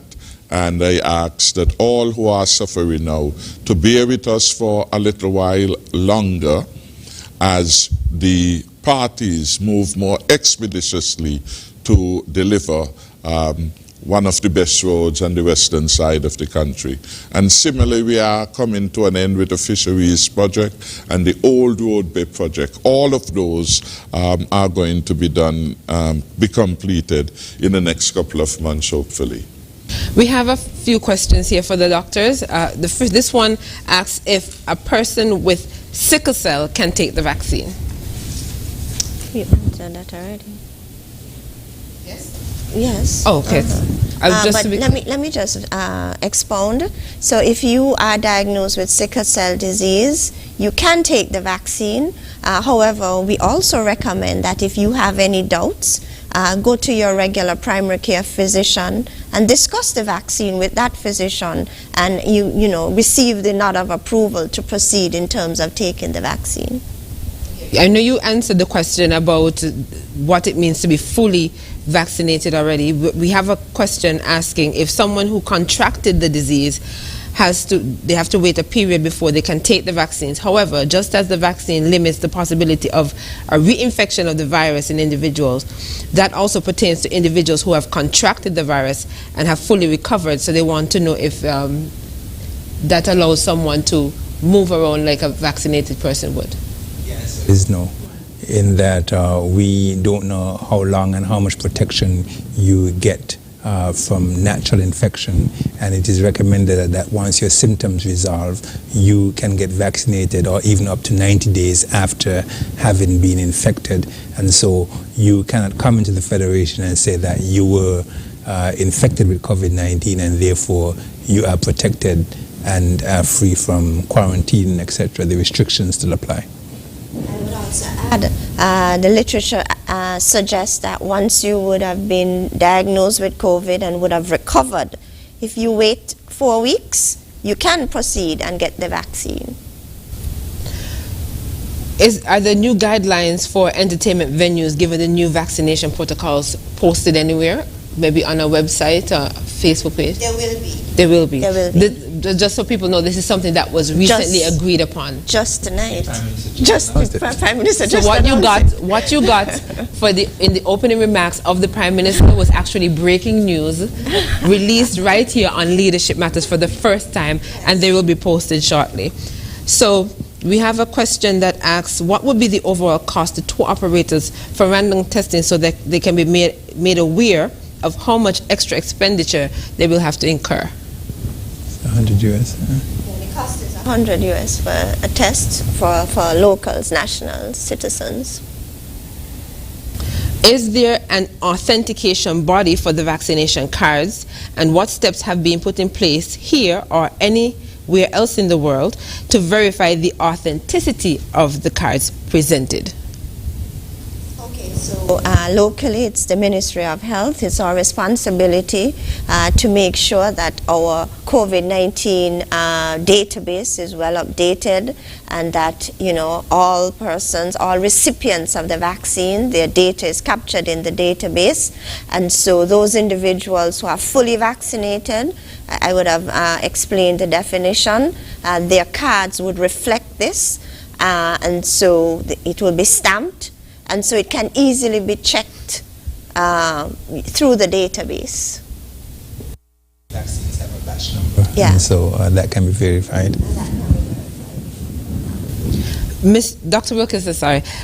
This person wants to know if, given what you said, you made some remarks in your presentation about vaccinations and the possibility of making vaccinations mandatory, and even though you didn't say that would be the case here in St. Kitts and Nevis, this person is asking, if we do not reach herd immunity by the end of July, would persons be forced to get vaccinated based on what you said? Is that a consideration? No, I never said that. I was making a case for mandating vaccines from a public health perspective, and was indicating that even businesses and some governmental organizations, they can request that persons be vaccinated. For example, in tourism, we are saying that persons have to move in a bubble, and the only how you can work in that bubble is if you're vaccinated, which is basically saying that if you're not vaccinated, you cannot work in that bubble. Okay? So we are saying that persons can only go to CPL if they're vaccinated. Okay? And so we are saying that for you to go to CPL, you have to be vaccinated, but the government is not coming up with a policy, I think, to say that persons must be vaccinated, although that is covered by the Public Health Act. I think that's where the person wanted clarity, so thank you so much for clearing that up. Dr. Laws? Yeah, and there's another question in the log. Will persons who are vaccinated in St. Kitts travel and return home without quarantine? That's a loaded question. So in other words, you can be in St. Kitts, residing here now.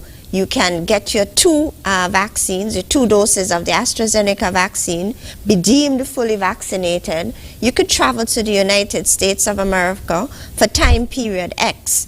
And just please note that during that travel, you will be at risk of picking up the virus, even though the risk, there will be a significant risk reduction in doing so. And so for that reason, upon return home to the Federation, you will be subjected to the shortened quarantine period of 9 days versus 14 days for now. And in that same list of questions, we have someone asking, is it not possible for vaccinated persons to still get COVID and pass it on to non-vaccinated tourists? Okay, very good question. And so if you are fully vaccinated by the Oxford AstraZeneca vaccine, you will then have an 83% risk reduction in picking up or contracting COVID-19. And now the science, the latest scientific information is confirming that there's also a significant reduction in the risk of such an individual transmitting the virus. So once you're fully vaccinated, there is it's estimated to be about 60% reduction in the risk of your being able to transmit the virus after being fully vaccinated. This person is asking if there's any information as to how long the vaccine will be effective for once you have had your second shot, and would one have to get a refresher in a later period, maybe a year later or 2 years later? That COVID-19 is a new disease. These vaccines are new vaccines, and we are still determining where we go with the science with the vaccines. And so for now, it's just the 2 doses, but there has been thought that maybe in a year or 2, one might need to have a booster. The most important thing, though, is that the more persons who come forward and get vaccinated, the more we can eradicate the virus. If we have vaccine hesitancy and persons are refusing to get vaccinated, then the more the virus will circulate, the more variants will develop, and the more there would be a need for further vaccinations. And so everyone has to play their part in making sure that this virus is eradicated from the world. And so instead of focusing on a booster and the possible need of a booster, I think we need to focus on the fact that we have so many vaccines in our refrigerators and we really need to use them up. As I said before, let's utilize what we have now. And once a vial is open, it has to be used up. And within 6 hours of opening. Within 6 hours of opening. And yes. even the vials, they can only last so long in storage. So it's very important that the shelf life is limited. So we really need to use up all that we do have by the end of June. And our final question asks, why, I'm not certain, so I'll have to ask, why does a local have to pay the same amount as visitors for quarantine? I'm not sure if that's totally accurate. I think I would need to back up and just explain that our COVID-19 hotels, certified hotels, some are certified as offering vacation in place, whereby the tourists can come into country and go to the hotel. They are confined to within the perimeters of the hotel and cannot leave. There are other hotels that are certified and approved as quarantine sites, whereby individuals come into the hotel, they go into their rooms, and they remain in their rooms for the duration of the quarantine period. And so I think there's a little bit of confusion in terms of that hotels, not all hotels, are approved to offer vacation in place. But so there's a difference. I think another part of the answer is, if, for example, you came to St. Kitts and you choose to stay at the Park Hyatt or the Marriott, you'll be charged just like any other guest. There is no special hotel rate at these institutions for locals or foreigners. Thank you all so much for taking on all of those questions. I know we had a range of questions, and I want to thank you for not omitting any. We will now have brief remarks in our wrap-up this evening. We've had quite an extended show, and I hope persons found it educational and informative. We'll begin with Ms. Raquel Brown, Chief Executive Officer of the St. Kitts Tourism Authority. I think I will just end on what Dr. Laws said. We have to use up the vaccines that we have by the end of June. And so I think it is critical for all of those persons who are thinking about how their lives feel constrained or whatever is taking place at this point in time.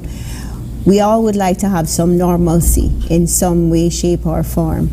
And Dr. Laws just reaffirmed that those persons who have had their second shot, in terms of your ability to not spread the virus, is very critical. So I say to all those persons, there are all these questions. Please consider vaccination, because there's no alternative. And for those persons who are querying, I just simply ask the question, what is our option? Because as we know, the options as we have now are really curtailing our way of life and many persons' livelihoods. So I please ask persons to get vaccinated. Thank you. Thank you so much, Ms. Brown. We'll hear from Dr. Cameron Wilkinson, Medical Chief of Staff at the JNF General Hospital. I'm going to be brief and just end by saying something that I said before, that herd immunity benefits society collectively, so it's only fair that the responsibility of reaching it be shared evenly among all members of society. And so for those of you who are sitting on the fence, for those of you who are being hesitant, you're not only putting your life at risk, you're putting the rest of the country at risk and holding everyone at ransom. And so I ask you to do the right thing for yourself, for your country, for future generations, because if persons before us did not do the right thing and went forward and got vaccinated against smallpox and polio, etc., we would still be battling those diseases. And so the persons before us did the right thing to protect you. You need to do the right thing to protect the persons who are here now and the future generations. Thank you so much, Dr. Wilkinson. We'll now hear from the Chief Medical Officer in the Ministry of Health, Dr. Hazel Laws. Ladies and gentlemen, please be empowered by the information we have provided this evening.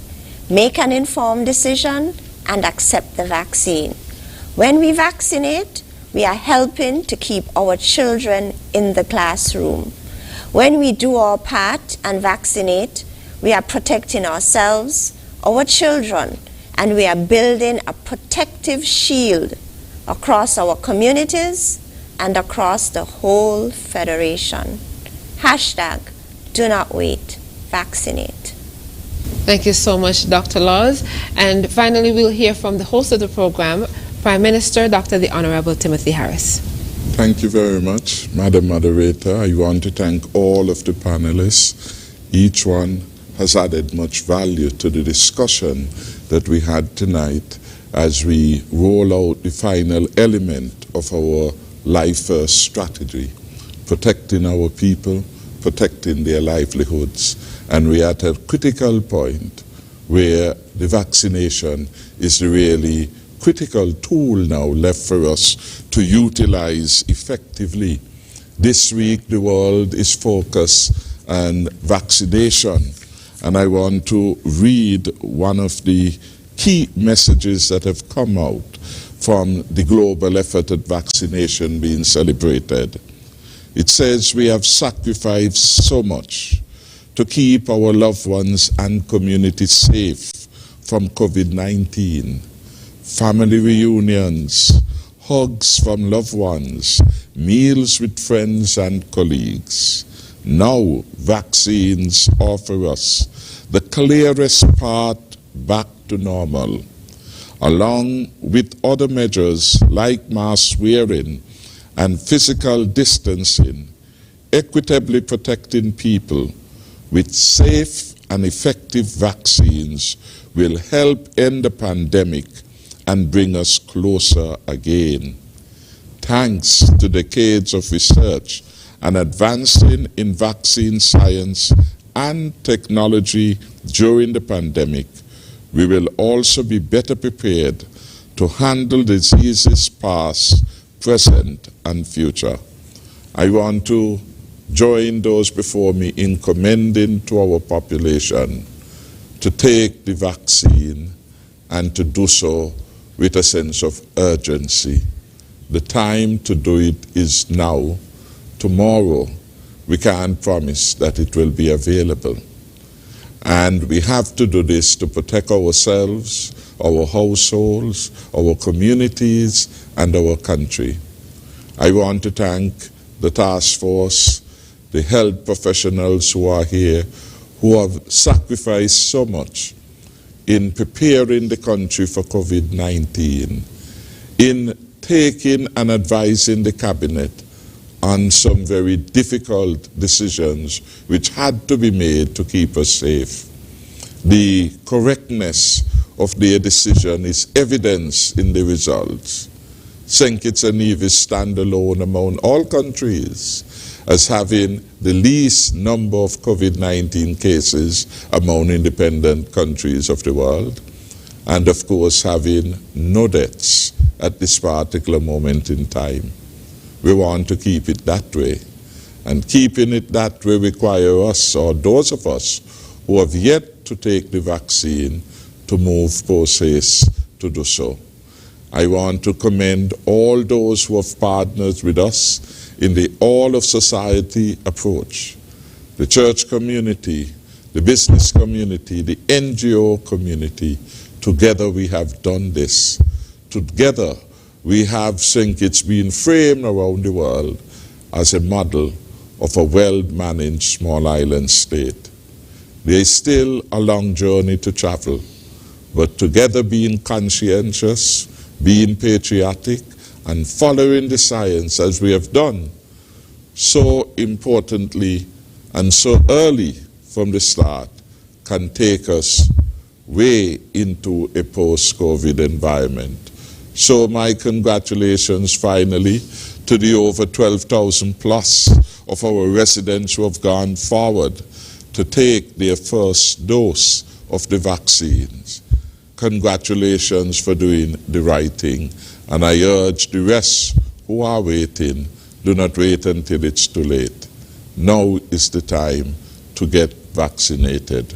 May God continue to bless and favor our country. And may God continue to bless our people. Thank you very much for viewing. And thank you very much, Mr. Prime Minister. And for those of you who would have missed the Prime Minister's opening remarks in which he made reference to the updated protocols for fully vaccinated persons, I'm told that you can listen to it again on ZIZ's YouTube page. It's already posted there for your convenience. I was your host, Jacqueline Bryan, and I would like to thank everyone who was listening and viewing tonight's program, especially those of you who took the time to call in and put your questions and concerns to our panelists. Thank you so much for making the program what it is. Leadership Matters airs right here on ZIZ at 8 p.m. every Tuesday. So until next time, take care.